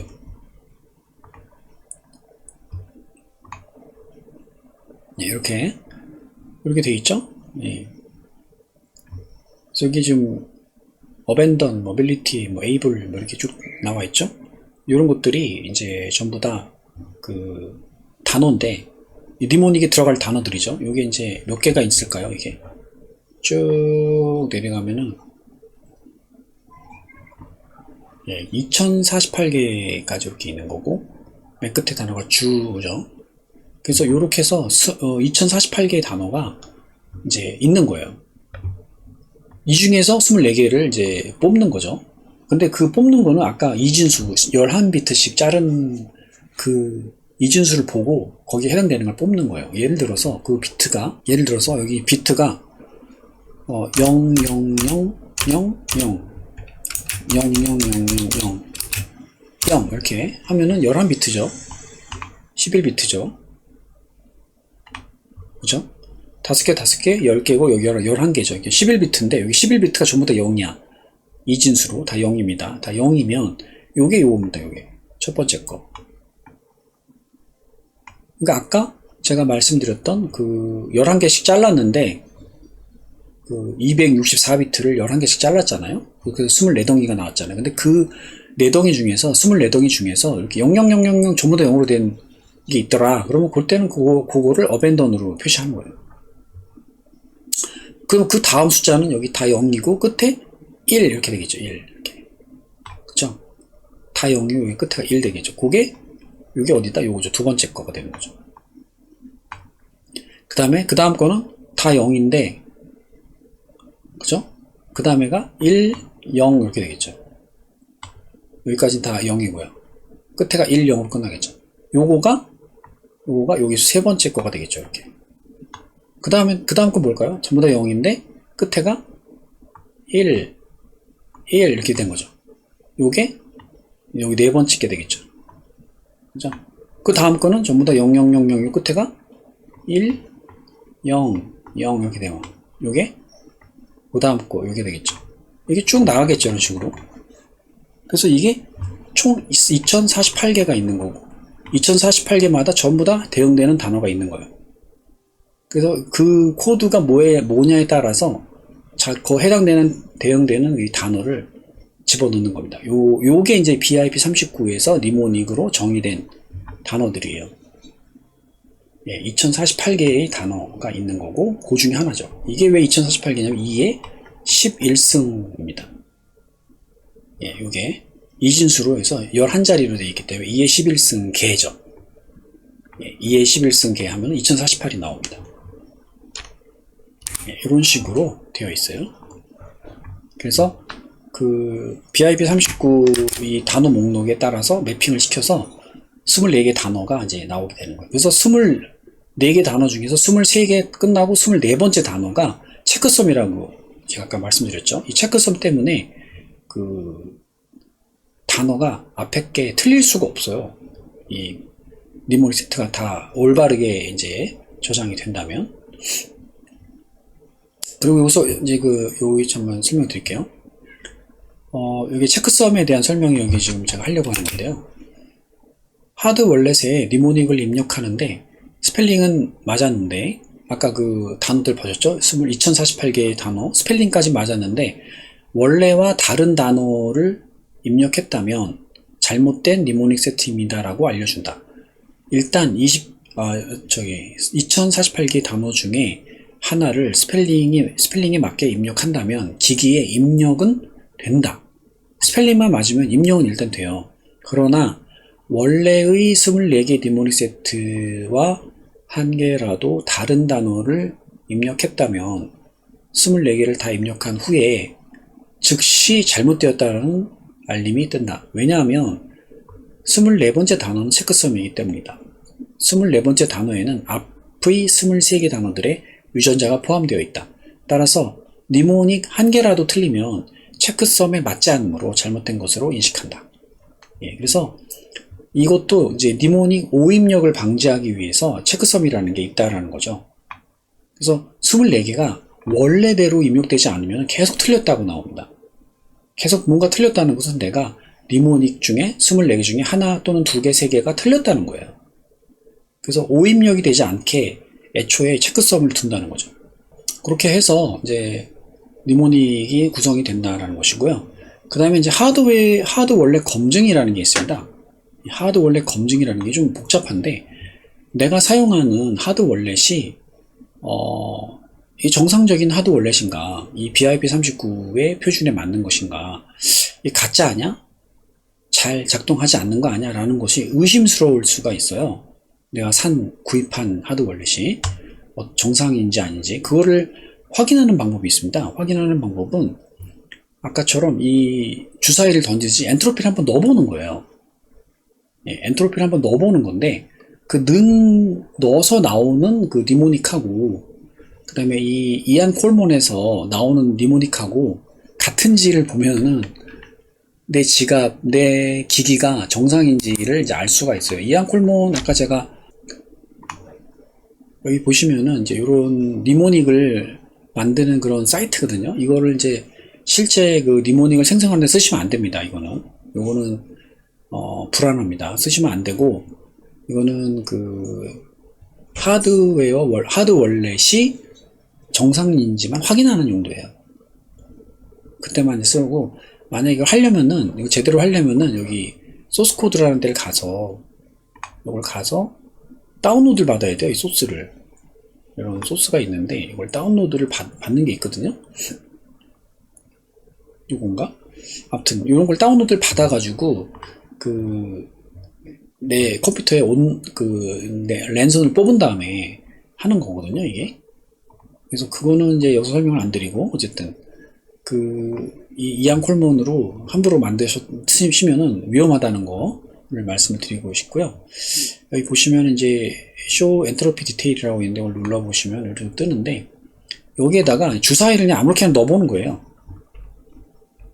예를 들어서 111111 2222 33333 44444 5555 이렇게 실제로 이렇게 누르면 안 되지만, 이렇게 누르면은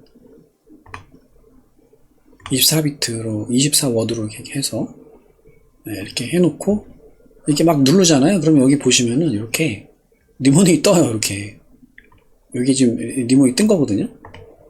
뜬 건데, 내 하드웨어 기기 있죠? 내가 구입한 하드웨어 기기에다가 이렇게 넣어보는 거예요, 숫자를. 그리고 이 이안 콜먼 사이트에서도 똑같이 이렇게 넣어보는 거예요. 11111 222 33333 44444 5 넣어보는 거예요. 넣어보고 내 기기에도 넣어보고 여기에도 넣어보고 똑같은 거를 넣어보고, 단어가 여기 나왔잖아요. 그럼 내 기기에도 이 단어가 뜨는지를 보는 거예요. 똑같이 뜨는지. 그래서 이것은 BIP39랑 잘 규칙에 맞게 작동을 하는구나 까지만 확인을 한다 이거죠. 그러면 내 기계가 호환이 된다, BIP39랑 잘 호환이 된다라는 것까지만 알게 되는 거죠. 그렇게만 알고, 당연히 이건 쓰시면 안 되겠죠. 이 니모닉은 쓰시면 안 되겠죠. 그런 하드웨어 원래 검증하는 방법이 있습니다. 제가 방금 말씀드린 대로 검증을 해서 내 기기가 정상인지만 보는 거예요. 그 다음에 이제 이 주사위 던지고 이렇게 하는 거죠. 그렇게 해서 니모닉을 생성을 하면은, 그 다음에는 이제 우리가 니모닉을 잘 보관을 하겠죠. 이런 식으로, 이런 스틸 월렛에다가. 그런데 이 기기는 이제 이 다음 것들을 다 진행을 합니다. 알아서. 그 다음 게 하는 게 시드 생성을 하는데, 이 시드 생성이 소위 말하는 BIP32에 호환을 맞추는 것이고요. 시드라는 게 이 주소, 이런 여러 가지 주소들을 생성하기 위한 기초 데이터라고 보시면 돼요. 기초 데이터. 니모닉으로 시드를 만드는 거예요. 니모닉으로 시드를 만드는데, 이 시드를 어떻게 만드냐면은 이 두 개를 섞어서 만들어요. 여기 패스워드라는 게 있고 솔트라는 게 있어요. 두 가지를 넣어서 512비트의 어떠한 데이터로 만들어요. 근데 그 함수가 요거예요. pbkdfe라는 요 함수에다가 요것을 이제 변수로 넣어서 만드는 거예요. 이건 모르셔도 되고, 그냥 이 함수 이름이 이렇다는 거예요. 패스워드 베이스드 키 데리베이션 펑션이라고 하는데, 여기서 말하는 패스워드가 니모닉입니다, 여기. 니모닉이고, 이 니모닉에다가 솔트를 넣어서 소금이죠. 소금을 쳐서 512비트를 만든다라는 거죠. 그래서 이 솔트는 쳐도 되고 안 쳐도 돼. 소금을 넣어도 되고 안 넣어도 돼요. 소금을 안 넣으면은 그냥 니모닉만 가지고 만든 거예요. 512비트의 시드를. 예. 근데 소금을 치면은 좀 달라지겠죠. 맛이 달라지겠죠. 소금을 친 다음에 또 512비트로 이렇게 해서 만드는 거죠. 그래서 이 솔트라고 하는 이것이 패스프레이즈입니다. 아까 말했던 패스프레이즈를 넣어서 512비트의 시드를 만드는 거예요. 그래서 니모닉만 가지고도 시드를 만들 수 있고, 니모닉에다가 솔트를 쳐서 시드를 만들 수 있어요. 근데 보통은 이렇게 만드는 게 좋죠. 소금을 쳐서 만드는 게 좋죠. 그 패스프레이즈. 아까 이게 패스프레이즈라는 것은 나만 기억할 수 있는 어떤 문장이라고 했죠. 나만의 추억이 있는, 다른 사람은 모르는 어떤 문장 같은 거를 만드는 거예요. 내가 만들어서 그거를 기억으로만 갖고 있는 거예요. 기록을 해놓으면 안 돼요. 패스프레이즈를 기록해 놓을 거면은 패스프레이즈를 하나만 합니다. 패스프레이즈는 기록해 놓는 게 아니고 그냥 머릿속에 기억을 해 놓는 거예요. 그러니까 내가 까먹을 수 없는 그런 문장을 선택을 해야 되겠죠. 나만 아는. 그래서 아무렇게나 만드시면 안 되고 내가 쉽게 기억할 수 있는 그 문장을 만드셔야 된다 이거죠. 그 다른 사람은 예측할 수 없는. 그렇게 해서 패스프레이즈를 구문을 정해놓고 내 머릿속에만 담아두는 거예요. 그리고 이제 이 생성을 할 때는 그 니모닉과 패스프레이즈를 입력을 합니다. 이 기기에다가. 클릭 해서. 예. 생성할 때만, 시드를 생성할 때만 입력을 하는 거예요. 예. 아무도 모르게 입력을 해야 되겠죠. 그러니까 그 기기가 오프라인이 되어 있어야 됩니다. 기기가 온라인이 되어 있으면 패스프레이즈가 노출되기 때문에 안 되고, 당연히 오프라인 된 기기에다만 이것을 써야 되겠죠. 그렇게 해서 시드가 생성이 됩니다. 이 패스프레이즈가 없이 만약에 니모닉으로만 하면은 전혀 다른 지갑이 되는 거예요. 그래서 좀 요령을 부리자면은 니모닉에다가 패스프레이즈만 조금씩 달리하면은 전혀 다른 시드가 생성되고 그건 완전히 다른 지갑이라는 거죠. 그래서 니모닉을 여러 개 둘 필요가 없이 니모닉은 한 개만 두고, 니모닉 세트는 그냥 24개짜리 니모닉 세트 하나만 두고, 그 다음에는 또 니모닉을 만들지 않는 거예요. 그냥 만들지 말고 패스프레이즈만 바꿔서 다르게 하면은 전혀 다른 지갑이 생성이 돼서 그걸로 계속 지갑을 쓸 수가 있는 거죠. 네. 그래서 니모닉이 유출되었다면 이제 바꿔야 되겠죠. 하지만 니모닉을 내가 잘 보관해두고 유출되지 않고 있다면은, 그러면은 굳이 니모닉을 2개, 3개 만들 필요가 없이 패스프레이즈만 다르게 해서 여러 개의 지갑을 만들어 사용할 수가 있는 겁니다. 그래서 뭐 어떤 지갑은 지갑을 뭐 3개까지 지원한다 뭐 그러는데, 그런 지갑을 굳이 쓰실 필요는 없어요. 그냥 니모닉을 1개만 만드셔도 돼요. 1개만 만들고 그 다음에는 패스프레이즈만 바꾸시면 됩니다. 이렇게 해서 시드를 생성을 하고, 이 시드를 가지고 이 마스터 프라이빗 키라는 것을 생성을 하게 돼요. 예. 마스터 프라이빗 키. 그러니까 아까 말했듯이 이 512비트를 가지고 만들어요. 그래가지고 이 512비트를 가지고 마스터 프라이빗 키를 만드는데, 이 마스터 프라이빗 키는 256비트가 되고요. 이 절반이죠. 그 남은 또 256비트가 체인 코드가 돼요. 여기 체인 코드라는 게 있는데 뭐 그것까지 아실 필요는 없고, 어쨌든 요 마스터 프라이빗 키를 생성을 해서 그때 사용하는 이제 함수가 이런 것이다라는 것이고요. 시드를 입력으로 넣어서 이렇게 2개를 만들어요. 마스터 프라이빗 키와 체인 코드를 만들어요. 요걸 가지고 퍼블릭 키라는 걸 또 생성을 합니다. 이 마스터 프라이빗 키와 체인 코드 요걸 가지고서 이제 퍼블릭 키라는 것을 만들어요.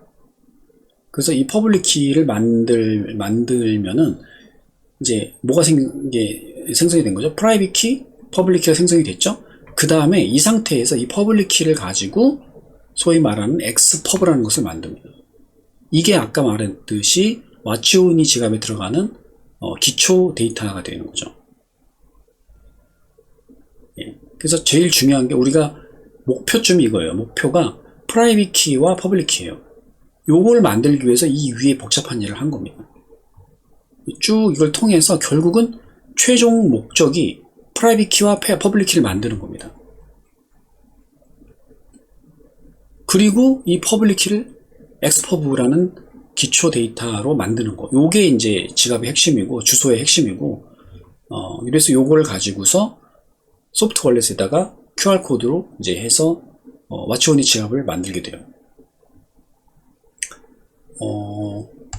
그래서 뭐 마스터 프라이빗 키는 이 시드를 요런 함수를 돌려서 만든다라는 것이고요. 그 다음에 퍼블릭 키는 이 마스터 프라이빗 키를 가지고 요런 알고리즘을 통해서 만든다 이렇게 돼 있죠. 요게 바로 이제 ECDSA라는 암호화 알고리즘인데 타원 곡선 암호라고 하죠. 예. 이거는 이제 공부하기가 좀 어려워요. 아마 수학을 잘 하시는 분들은 아마 이게 그렇게 어렵지 않은 분야일 수 있는데, 수포자 분들, 저 같은 사람들은 진짜 어렵습니다. 공부를 하긴 했는데 솔직히 말해서 설명할 수 있을 정도의 이해를 못하고 있어요. 이거 굉장히 어렵더라고요. 타원 곡선 암호 뭐 이런 그래프에서 뭐 이런 식의 곡선을 그리거든요. 이런 식의 곡선이 있는데, 여기서 뭐 여기 뭐 점을 하나 찍으면 요거에 접선을 그으면은 얘가 언젠가 이렇게 가면 여기 만날 거 아니에요.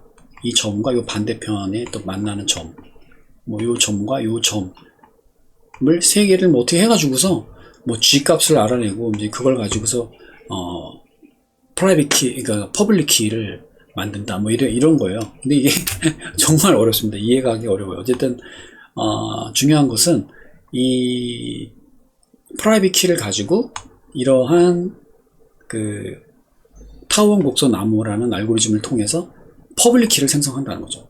프라이빗 키를 만들고 퍼블릭 키를 생성한다. 그 다음에 그걸 가지고 이 퍼블릭 키를 가지고 엑스퍼브를 만든다는 거죠.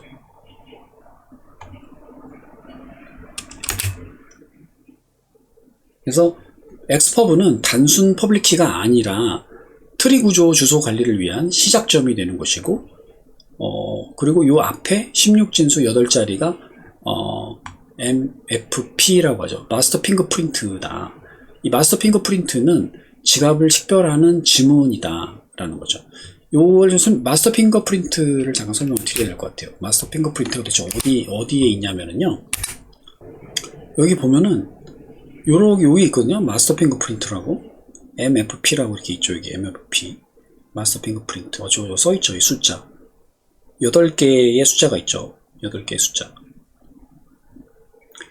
요게 이제 마스터 핑거프린트인데, 이걸 어디서 확인하냐면 원래 세팅에서 확인하게 되는데, 이건 어디냐면 이 메뉴가 여기 보면은 이 지갑이 생성이 되면은 여기 그 점 3개가 있다고 그랬죠. 점 3개를 눌러서 들어가면은 이 커넥트 소프트웨어 월렛이라고 해서 이런 QR코드 만드는 메뉴가 있고, 그 다음 그 밑에 보면 디바이스 세팅이라는 게 있어요.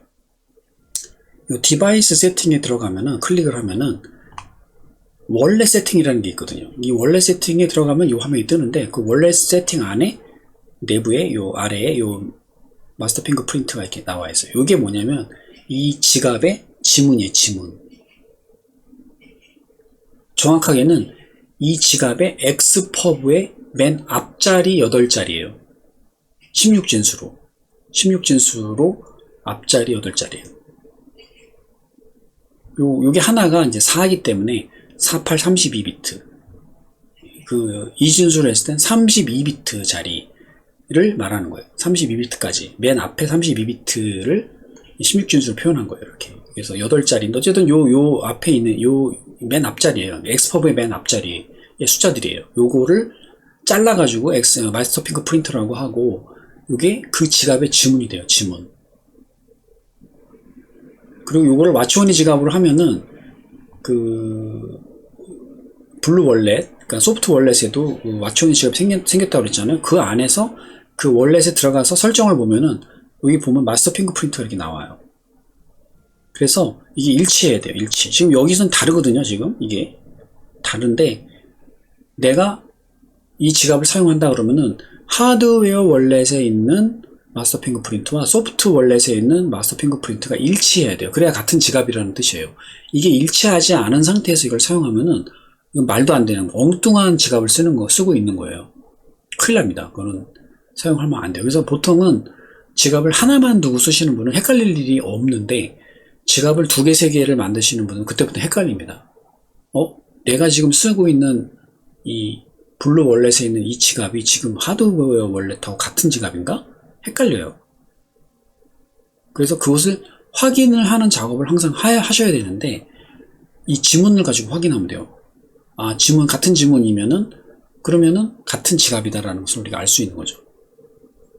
지금 이 화면에서는 지금 다르거든요. 이런 상태에서 쓰시면 안 돼요.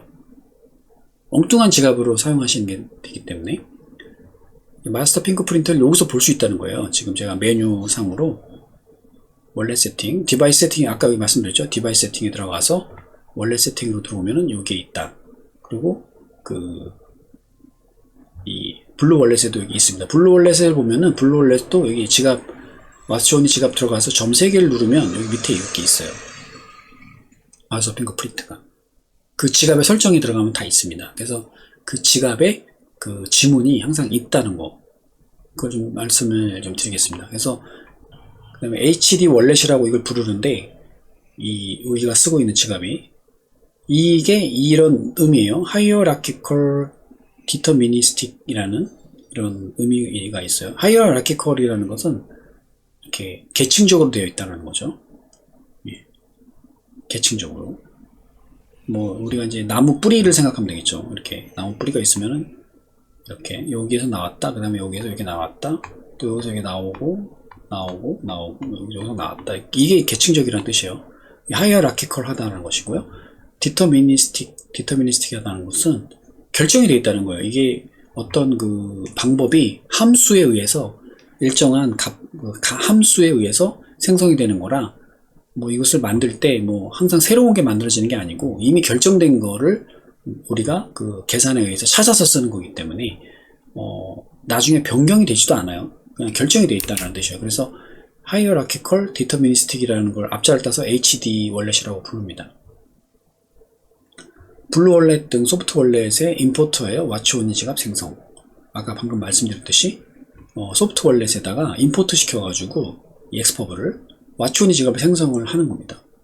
예, 그렇게 하면 이제 지갑이 다 완성이 되는데 그래서 제가 이 굵은 글씨로 표현한 이것은 최종적으로 우리가 알아야 될 건데 니모닉 생성 후 패스프레이즈를 결정을 하면은 이제 소위 말해서 요게 요 2개가 시드를 만든다고 그랬죠. 그 시드가 만들어졌다는 게 지갑이 만들어졌다는 뜻이고요. 그 다음에 보관을 할 거는 2가지입니다. 니모닉과 마스터 핑거프린트를 보관하셔야 돼요.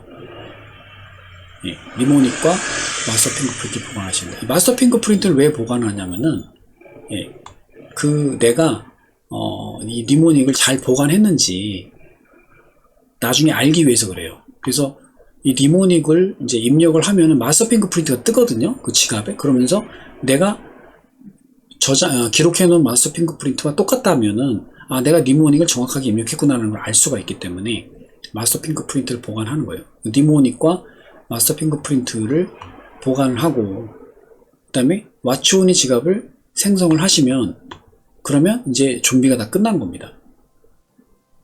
그러니까 개인 지갑을 내가 준비가 끝났다는 것을 이제 확인하는 방법을 제가 말씀을 드린 겁니다. 니모닉 생성과 패스프레이즈를 결정하고 왓츠온이 지갑을 생성을 하면은 개인 지갑 준비는 끝난 것이고 그 다음에 이 니모닉과 마스터 핑거프린트는 잘 보관을 하셔야 된다. 보관할 건 이거밖에 없어요. 이 2가지만 보관하시면 돼요. 이 하드 월렛 같은 거 분실해도 이 2개만 내가 잘 보관해 놨으면 니모닉과 마스터 핑거프린트만 보관해 놨으면 사실 다시 얼마든지 복구할 수가 있습니다. 다른 거 사서 다른 하드웨어 월렛도 사서 하셔도 되고요. 만약에 마스터 핑거프린트를 보관을 안 해도 상관없는데 니모닉은 꼭 보관하셔야 되고 잘 보관하셔야 되고요.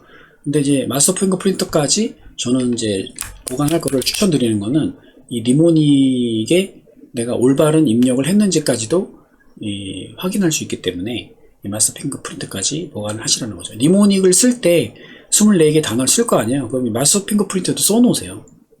그래서 이 지갑을 해놨을 때 여기 위에다가 이거 이제 얇은 그 일자 드라이버나 이런 걸로 긁어가지고 이 마스터 핑거프린트를 여기다 쓰세요. 예. 스틸에다가 써놓으시면은 8개를 다 쓰지 마시고 앞에 한 4개만 쓰셔도 됩니다. 4개 정도만 긁어가지고 쓰셔도 다 됩니다. 4개만 가지고도 충분해요. 이렇게 해서 이제 설명을 다 드렸어요. 다 드렸고, 이거 사실 알 필요가 없지만은 이런 식으로 해서 생성이 된다라는 것이고요. 마지막으로 제일 중요한 프라이빗 키와 퍼블릭 키에 대해서 설명을 간단히 드릴게요. 자꾸 이제 프라이빗 키, 퍼블릭 키 이런 말이 계속 나오는데 이 모든 그 지갑 생성의 목표가 이거라고 그랬죠. 퍼블릭 키, 프라이빗 키. 이거 도대체 이게 뭔지에 대해서 한번 설명을 잠깐 드릴게요. 자, 요게 뭐냐면은 이제 이게 뭐냐면은 호브라고 합니다. 호브. 이게 중국 사극이나 이런 걸 보면은 이렇게 나오거든요. 그래서 여기 원래 하나죠. 하나인데 반 잘랐고 이제 이게 딱 붙이면 꼬리 부분 다 일치하겠죠. 앞에 주둥이 부분하고 이렇게 일치하고 요 글씨 같은 게 있는데 요 글씨가 어떤 그 메시지를 담고 있고 서로 내용이 연결되는 거겠죠. 그래서 하나의 어떤 시 문구라든가 그 왕의 남긴 뭐 어떤 말이겠죠. 그런 것들을 써놓은 거죠. 그래서 하나로 되어 있었기 때문에 2개를 연결해서 문장을 읽으면 이제 문장이 이어져야 되겠죠. 이렇게 되어 있어서 이걸 이제 반으로 쪼개가지고 하나는 황제가 갖고 있고 하나는 이제 장군이 갖고 있습니다. 각자 이걸 갖고 있다가 이제 어떻게 하냐면은 황제가 이제 군을 동원을 해서 전쟁을 한다든가 할 때 전령한테 이걸 줍니다. 호부를 주고 메시지를 주고 그럼 전령이 이거를 들고 막 뛰어서 장군한테 가서 황제의 명입니다 하고서 이제 말을 하죠. 그러면은 이 장군은 그 명령서가 황제가 보낸 건지 가짜인지 어떻게 알아요? 호부를 줘봐라 그런다고요. 그러면 전령이 이 호부 반쪽을 딱 주죠. 그러면 황제가 이 장군이 갖고 있던 거랑 딱 맞춰보죠. 딱 맞겠죠. 그러면 이거는 황제가 진짜로 보낸 거다 라는 것을 확인하게 되는, 그래서 결국은 인증하는 거죠. 적법한 데이터라는 것을 인증할 때 썼던 이 과거에 썼던 키인데 이게 페어키입니다. 이게 프라이빗 키, 퍼블릭 키예요.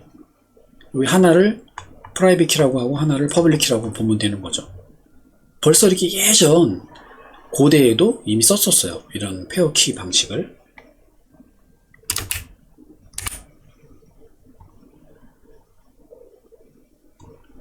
그리고 요거는 이제 제가 이제 챗 GPT로 그린 건데 옥이죠. 옥. 보통 옥으로 많이 해요. 이것을 옥인데 이게 원래 하나였죠. 이게 하나였던 걸 딱 쪼갠 거예요. 쪼갰기 때문에 나중에 딱 대보면 딱 맞겠죠. 이게. 그리고 문양이나 이런 게 똑같죠. 이게 원래 하나였던 거를 반 쪼갰으니까. 그래서 요거를 이제 하나씩 갖고 있는 거죠. 그래서 나중에 이걸 만났을 때 그 사람이 정말 진짜인 사람이 맞는지 확인할 때 꺼내봐야지 딱 맞춰서 맞으면은 이 사람이 맞네 라는 것을 확인하는 거죠. 이게 왜냐면 원래 이거 하나였던 곳에서 반쪽에서 만들었기 때문에 이게 유일한 거예요, 세상에. 그래서 요거에 반쪽에 맞는 곳은 요밖에 없는 거죠. 요거를 갖고 오지 않으면은 절대 인증이 될 수가 없는 거죠. 다른 걸로는 여기가 맞출 수가 없겠죠. 이렇게 하나였던 걸 깼기 때문에. 그래서 요런 게 프라이빗 키, 퍼블릭 키에서 실제 만드는 과정도 비슷합니다. 이게 큰 숫자를 만들어 가지고 제가 아까 뭐라고 그랬죠? 시드를 만든다고 그랬잖아요. 시드. 큰 숫자를 만든 다음에 그 숫자를 어떤 알고리즘에 의해서 딱 잘라요. 그래서 하나는 프라이빗 키가 되고 하나는 퍼블릭 키가 되는 겁니다. 실제로 그 만든 것도 그래요. 그래서 이거를 옛날에 이런 방식에 썼던, 이런 식으로 만들었던 페어키를 디지털 방식으로 수학적으로 구현한 것이 지금의 이 페어키라고 우리가 보면 되겠어요. 개인 지갑은 내가 직접 금고를 마련해서 보관하고 또 직접 꺼내 쓰는 것이라고 할 수 있다.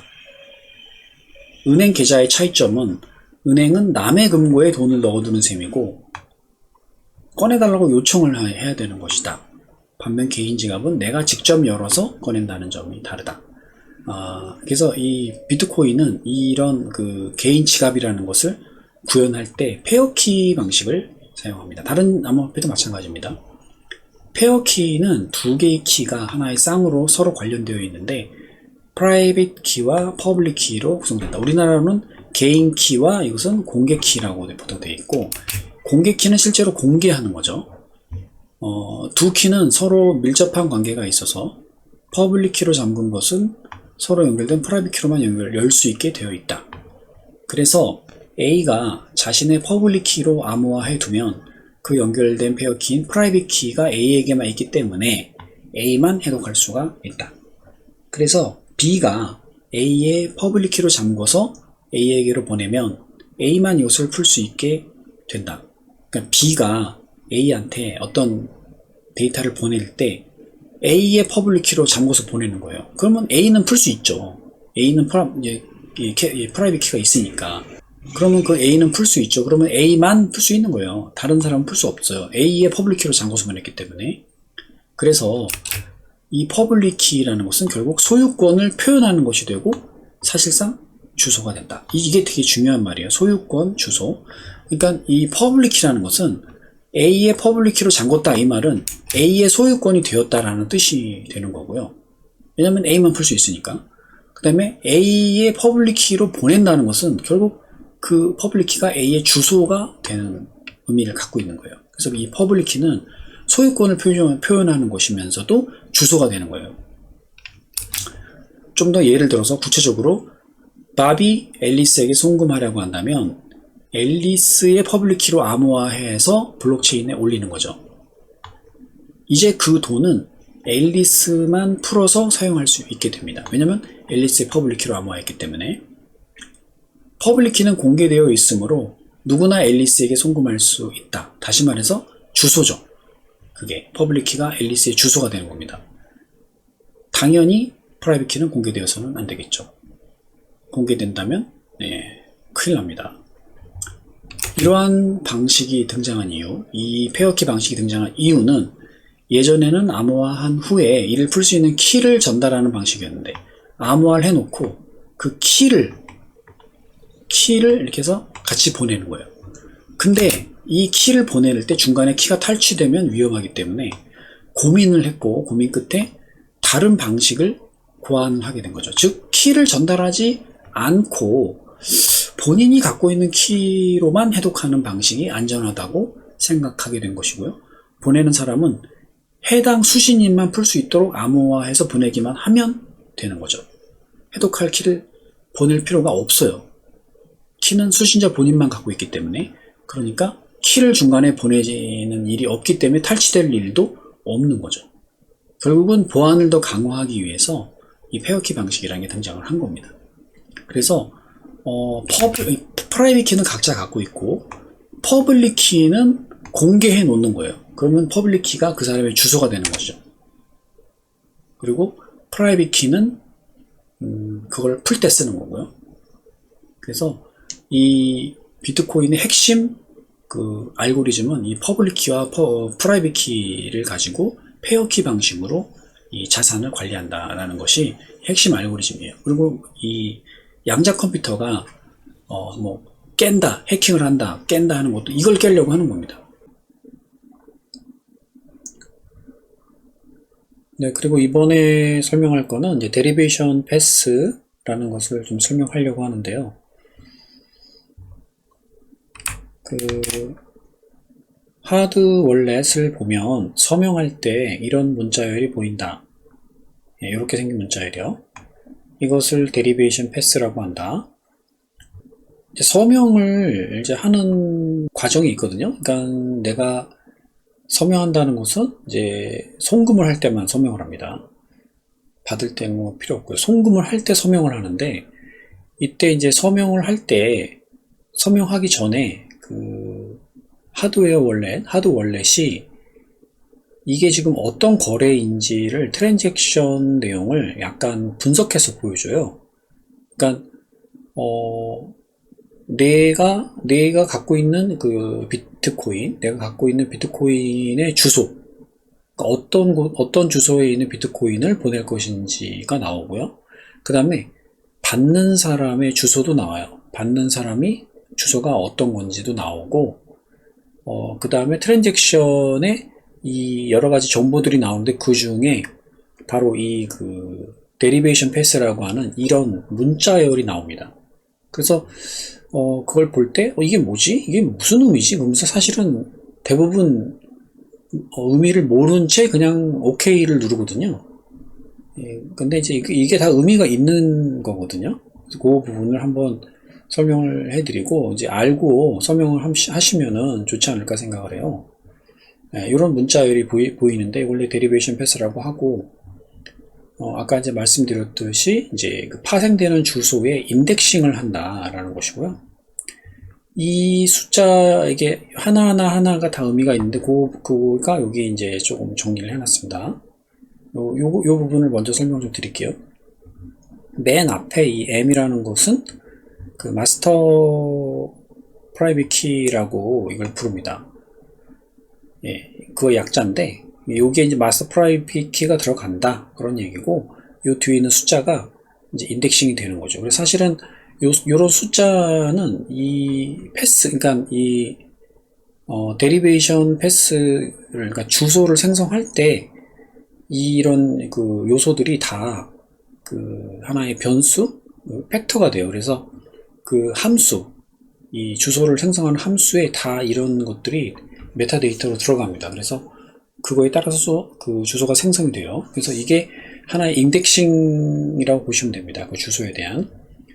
그래서 어쨌든 맨 앞에 M이라고 써 있는 게 그냥 이게 이제 마스터 프라이빗 키를 의미하는 거고, 이 앞에, 그러니까 이 인덱싱 맨 앞에 어느 정도 그 마스터 프라이빗 키가 있다는 얘기예요. 이게 생략이 된 거예요. 생략이 된 거. 그러고서 이런 게 뒤에 붙는다 그런 얘기입니다. 그 다음에 요 84라는 요 숫자가 있는데 이건 proposal number고요. BIP814라는 뜻이에요. 이게 여기 이제 세그윗 주소 형식을 의미하는 것이고 P2WPKH다 이렇게 되는데 이게 이제 그 스펜딩 컨디션이라고 이걸 부르더라고요. 이거를. 근데 이 의미가 뭐냐면은 pay to witness public key hash다 뭐 이런 뜻인데 이게 이제 조건이에요. P2라는 게 pay to라는 게 사용 조건을 의미하는 거고 이게 이제 요럴 때 사용이 된다라는 이게 조건이에요. 이게 조건. 이 비트코인을 사용하는 조건이다 그 말이죠. 근데 이 형식이 이런 형식이다 라는 의미로 쓴 거예요. 그래서 이건 위트니스 퍼블릭 키 해시다라는 그런 의미고 이걸 이제 세그위 주소라고 하죠. 그래서 요게 이런 형식이 이제 보통 주소가 어떤 식으로 시작되냐면 BQ BC1Q로 시작되죠. 이렇게 BC1Q 좀 삐뚤삐뚤 썼는데 BC1Q 뒤에 이렇게 숫자가 이렇게 붙죠. 이런 형식으로 된 거. 대부분이 이런 형식을 거의 많이 쓰죠. 이런 형식으로 된 주소를 말하는 거고요. 그걸 세그윗 형식이라고 하고 이런 용어로는 이런 걸 씁니다. P2WPKH. 이게 W가 이제 위트니스라는 뜻이고요. 어쨌든 그런 주소 형식을 말하는 거고요. 이게 84라는 게. 이제 템루트 주소라는 것도 있거든요. 그럴 때는 이게 86이 돼요. 86이 되고, 이게 이제 44라는 것도 있거든요. 이건 이제 레거시 주소라고 하는데, 이게 빗썸 같은 데가 이런 주소 형식을 씁니다. 빗썸 같은 데. 업비트는 요거 84를 쓰고요. 바이낸스도 84를 쓰고, 뭐 웬만한 데는 다 84를 씁니다. 이게 84가 가장 많이 쓰이는 형식일 거고요. 86은 새로 나온 거고 템노트고요. 이제 앞으로 이것도 많이 쓰이게 될 거고요. 44는 이제 옛날 겁니다. 그 다음에 세 번째 요 0이라고 되어 있는 요것이 이제 코인 종류라고 이렇게 보통 분류를 하는데 이게 이제 메인넷, 테스트넷 이런 걸 의미하는 거고 0이 메인넷이고요. 비트코인 메인넷을 의미하는 거고 여기가 1이 되면은 여기 1이 되면 테스트넷, 비트코인 테스트넷이 되는 거예요. 근데 이게 여기가 60이 되면은 여기 이 0 자리에 이제 60이 되면 그 이더리움이라고 하더라고요. 그래서 이게 뭐 번호가 다 있어요. 코인 종류를 의미하는 주소 형식으로. 그 다음에 이제 네 번째가 어카운트라고 하는데, 분류를 하는 그런 거예요, 이게 어카운트가. 그래서,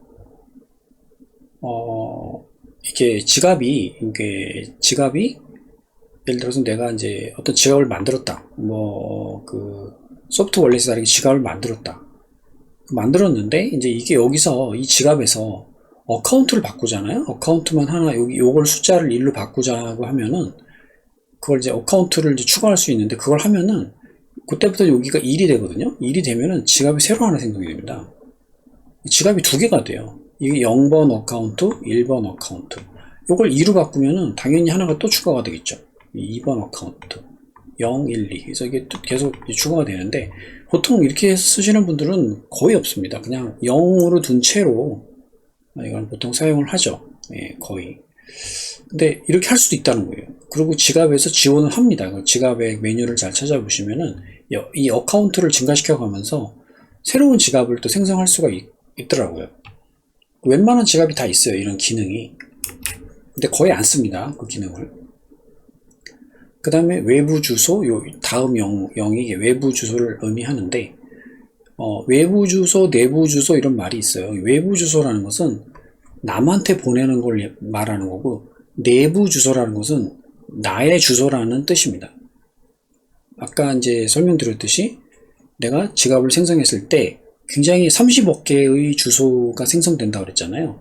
그 30억 개의 주소는 내 주소고 하나의 지갑에 들어있는 주소예요. 그래서 그것을 내부 주소다 이렇게 부르는 겁니다. 내부 주소. 예. 그래서 그거는 나한테 보내는 게 되는 거예요. 결국 내부 주소는 나를 의미하는 거다. 그게 여기가 1이 되면 내부 주소가 되는 겁니다. 그리고 이게 0일 때는 외부 주소. 그러니까 상대방, 누군가에게 다른 사람에게 송금을 할 때, 그걸 의미하는 거예요. 0이면은. 그리고 여기 마지막 자리가 이제 5라고 되어 있는데, 이게 여섯 번째라는 뜻이고요. 0부터 시작해서 이게 여섯 번째가 되는 겁니다. 0, 1, 2, 3, 4, 5 해서 여섯 번째가 되는 거고요. 그래서 이게 이제 번호가 30억까지 갈 수 있는 거죠. 엄청나게 길게 인덱싱이 될 수가 있는 겁니다. 네, 그래서 이런 식으로 요 문자열이 구성이 되어 있는데, 이제 이것을 평소에 이제 어떨 때 쓰는지 한번 이제 여기 설명을 이렇게 해놨습니다. 예를 들어서 이제 체인지 주소일 경우에 체크를 한번 해보는 거예요.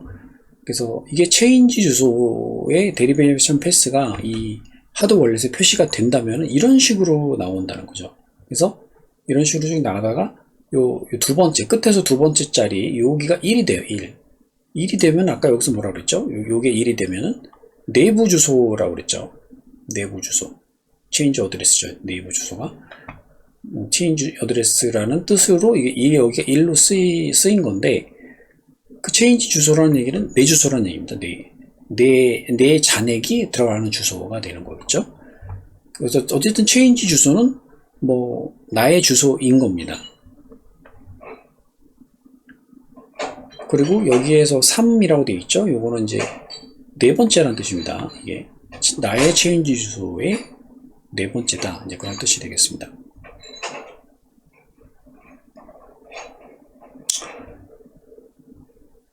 그리고 여기서 이제 내가 송금하고 이제 내 잔액이 체인지 주소로 이제 정상적으로 들어와야 될 거 아닙니까? 그러면 그 지갑 하드 월렛에 데리베이션 패스가 이런 식으로 떠야 돼요.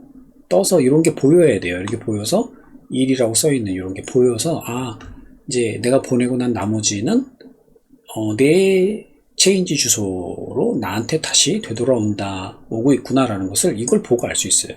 이게 데리베이션 패스가 이렇게 뜨면은. 근데 이게 안 떠. 이게 안 뜨고 만약에 여기가 0이라는 게 떠요.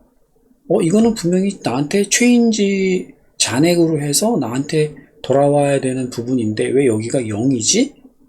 이거는 그렇게 뜬다면 의심을 해봐야 된다는 겁니다. 뭔가 잘못된 거예요. 그래서 잔액이 해커한테 전송될 수도 있어요. 이렇게 되면은, 여기가 0이 되면은.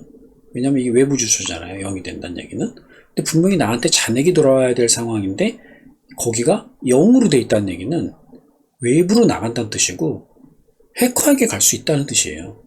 그래서 한번 확인을 잘 해봐야 된다 그 말입니다. 이게 왜 이렇게 해커에게 전송될 수도 있느냐 뭐 이런 얘기가 있는데 이게 그런 게 있어요. 주소 하이제킹 뭐 이런 게 있어요. 그러니까 트랜잭션 하이제킹 뭐 이런 게 있어가지고 뭐 웬만한 에어갭으로 쓰는 하드 월렛에서는 그런 일이 잘 안 일어나는데 그런 일이 일어날 수도 있어요. 온라인 형태의 무슨 지갑이라면. 그래서 지갑 중에는 그런 지갑도 있거든요. 온라인 형태로 쓰는 지갑도 있거든요. 그런 거에서 만약에 이런 식으로 뜨면 0이라고 뜨면 분명히 나한테 와야 되는 트랜잭션 부분에서 왜 0이 돼 있지? 0이란 이게 여기가 0이란 뜻은 여기가 0이란 뜻은 남에게 간다는 뜻이거든요. 그러면 안 되는 거죠. 잔돈은 나한테 와야 되잖아요. 근데 그게 잔돈이 남에게 가는 걸로 트랜잭션이 되어 있다. 이 데리베이션 패스가 지갑에 떠 있다 그러면 그거는 보내면 송금하면 안 됩니다. 잘 확인을 다시 하고 트랜잭션을 다시 확인하고 다시 트랜잭션을 다시 작성을 해야 됩니다. 그때는. 그래서 확인을 잘 하면서 이걸 해야 된다. 그래서 그걸 확인할 때 이 데리베이션 패스가 유용하게 쓰여요. 이게 그냥 키값만 봐가지고는 알 수가 없죠. 인간이 그 키값이 복잡한데 그것만 봐가지고는 알 수가 없어요. 근데 이 데리베이션 패스가 그거를 구분시켜서 주기 때문에 쉽게 보여주기 때문에 요게 이제 안전을 어떻게 보면 체크할 수 있는 그런 것이 되겠어요. 그 다음에 이제 여기는 이제 두 종의 하드 월렛으로 하면은 더 좋다 뭐 이런 얘기를 제가 써놨는데요. 또한 다른 두 종의 하드 월렛으로 PSBT를 검증해서 데리베이션 패스가 같은지 확인한다면 매우 강력한 보안을 달성한다고 볼 수 있다. 한 개의 하드 월렛으로 해도 보안은 강하지만 만약 하드 월렛이 펌웨어 레벨에서 오염되었을 경우가 있을 수 있으므로 또 다른 제조사의 하드 월렛으로 한 번 더 검증해서 결과가 같게 나오는지 확인한다면 더 완벽한 검증이 될 것이다. 그래서 여기서 이제 PSBT를 검증해서 이런 말이 나오죠. 이 PSBT가 뭐냐면은 에어갭을 할 때 쓰는 어떤 그 스크립트 문장인데 이게 트랜잭션이에요. 그래서 이게 partially signed 비트코인 트랜잭션의 약자거든요. 이게 뭐냐면 부분적인 서명이 된 비트코인 트랜잭션이다 그런 뜻인데 에어갭을 할 때 이제 이렇게 그 서명이 아직 덜 된 트랜잭션을 주고받거든요. 그 서명이 덜 된 트랜잭션을 주고받을 때 이 데리베이션 패스가 나타나요. 왜냐면 트랜잭션이 이미 완성이 되어 있는 상태이기 때문에 서명만 없는 거지 트랜잭션은 완성이 됐거든요. 이 PSBT가. 그랬을 때 데리베이션 패스가 나타나요. 그 지갑에. 그럼 그 지갑에서 데리베이션 패스를 보고 이제 이것이 정당한 문제가 없는 트랜잭션인지 확인할 수 있는데 근데 한 개의 기계로만 하면은 한 개의 하드월렛으로만 하면은 이게 맞는지 틀리는지 뭐 확신을 할 수가 없잖아요. 근데 만약에 두 개가 있다면 이 하드월렛이 예를 들어서 키스톤도 하나 있고 시드 사이너라는 것도 하나 있다. 이게 다른 제품이죠. 그런 게 있어 두 개를 내가 가지고 있다면은 이 두 개를 가지고 이 PSBT를 다 넣어봐가지고 그러니까 에어갭을 다 해봐가지고 이 데리베이션 패스가 어떻게 나오는지를 확인해 보는 거예요. 그래서 봤더니 똑같이 나온다 그러면 이거는 문제가 없어 라고 볼 수가 있어요. 왜냐면 다른 기기에서 데리베이션 패스가 똑같이 나왔잖아요. 그러면 그거는 어떤 해킹의 요소가 거의 없다고 보시면 돼요. 안전하다고 보실 수가 있다는 거죠. 그래서 이 데리베이션 패스가 그런 최종적인 트랜잭션을 전송하기 전에 이게 적정한지를 확인하는 데 있어서 중요한 이것이 데이터라고 볼 수가 있습니다. 그래서 이것도 알아두실 필요가 있어서 이제 설명을 드렸고 여기에서 이제 더 중요한 게 뭐냐면은 그 어떤 분이 이제 그런 경우가 있었다고 해요. 원래 이제 예를 들면 원래 키스톤이라는 지갑을 썼다가 한참 쓰다가 이제 키스톤 지갑이 이제 오래돼 가지고 고장이 난 거예요. 그래서 새로 이제 지갑을 사고 싶어 가지고 좀 검색을 해봤더니 최신형으로 좋은 회사에서 나온 제품이 있는 거예요. 그래서 그걸 산 거예요. 뭐 케이스도 너무 디자인도 멋있고 단단해 보이고 좋은 지갑을 샀어요. 그 다음에 그걸 산 다음에 거기서 니모닉을 복구해서 내 자신의 그 비트코인이 잘 있는지 확인하려고 이제 니모닉을 넣어서 복구를 해서 지갑을 이제 거기서 생성해서 확인해 봤더니 0 비트코인이 있는 거예요. 그래서 이 사람은 깜짝 놀란 거죠. 막 그때부터 막 진땀이 나기 시작한다는 거죠.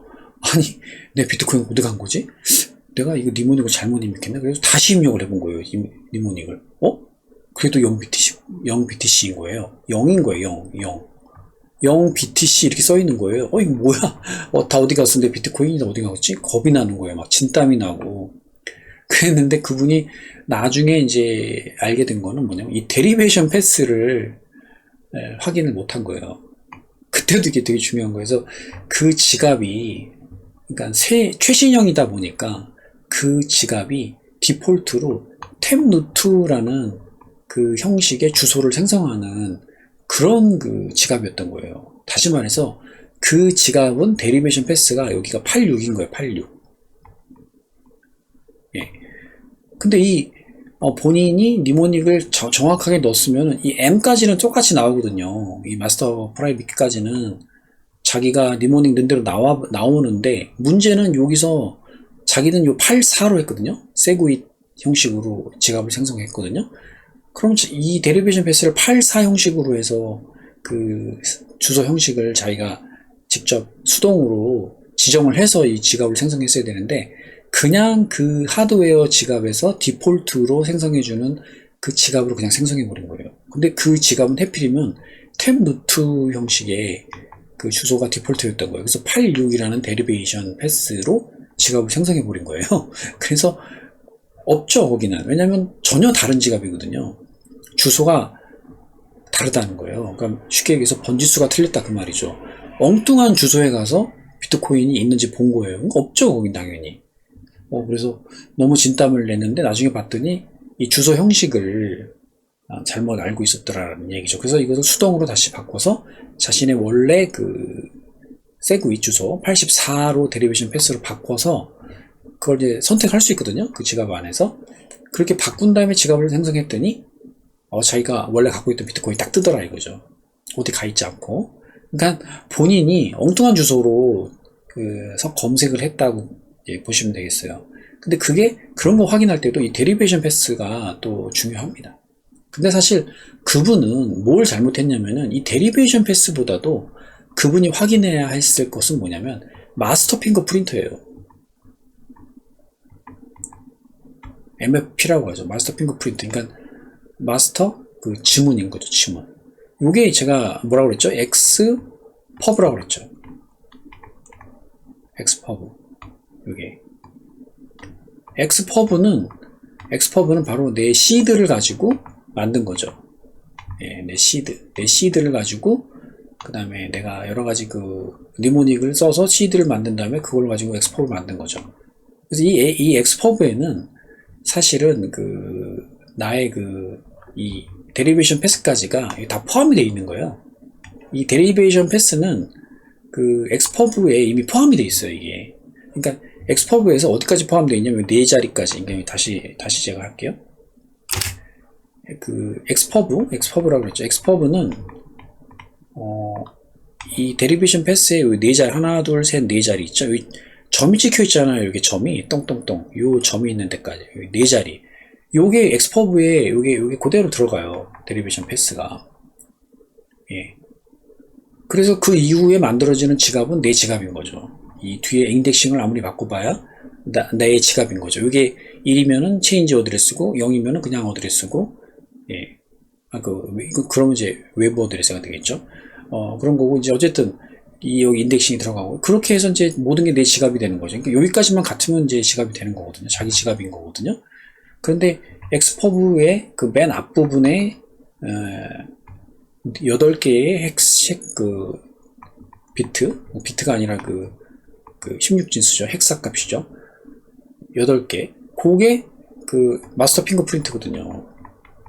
그러니까 요것만 확인하면은 내 지갑이 정확한지를 알 수 있는데, 그분은 이 데리베이션 패스로 확인을 하더라고요. 데리베이션 패스로 확인을 해도 돼요. 근데 MFP에 데리베이션 패스가 이미 들어가 있어요.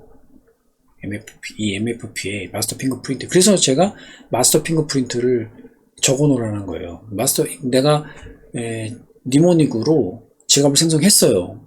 그럼 내가 정확한 지갑을 생성했는지 뭘로 확인하느냐? 마스터 핑거프린트로 확인하는 거죠.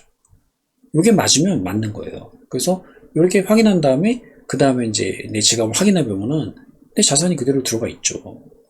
그거는 이 마스터 핑거프린트로 확인하는 그 습관이 없었나 봐요. 그래서 데리베이션 패스를 틀렸다 이렇게 해서 한참 진땀을 흘리고 그랬던 것 같습니다. 그분이.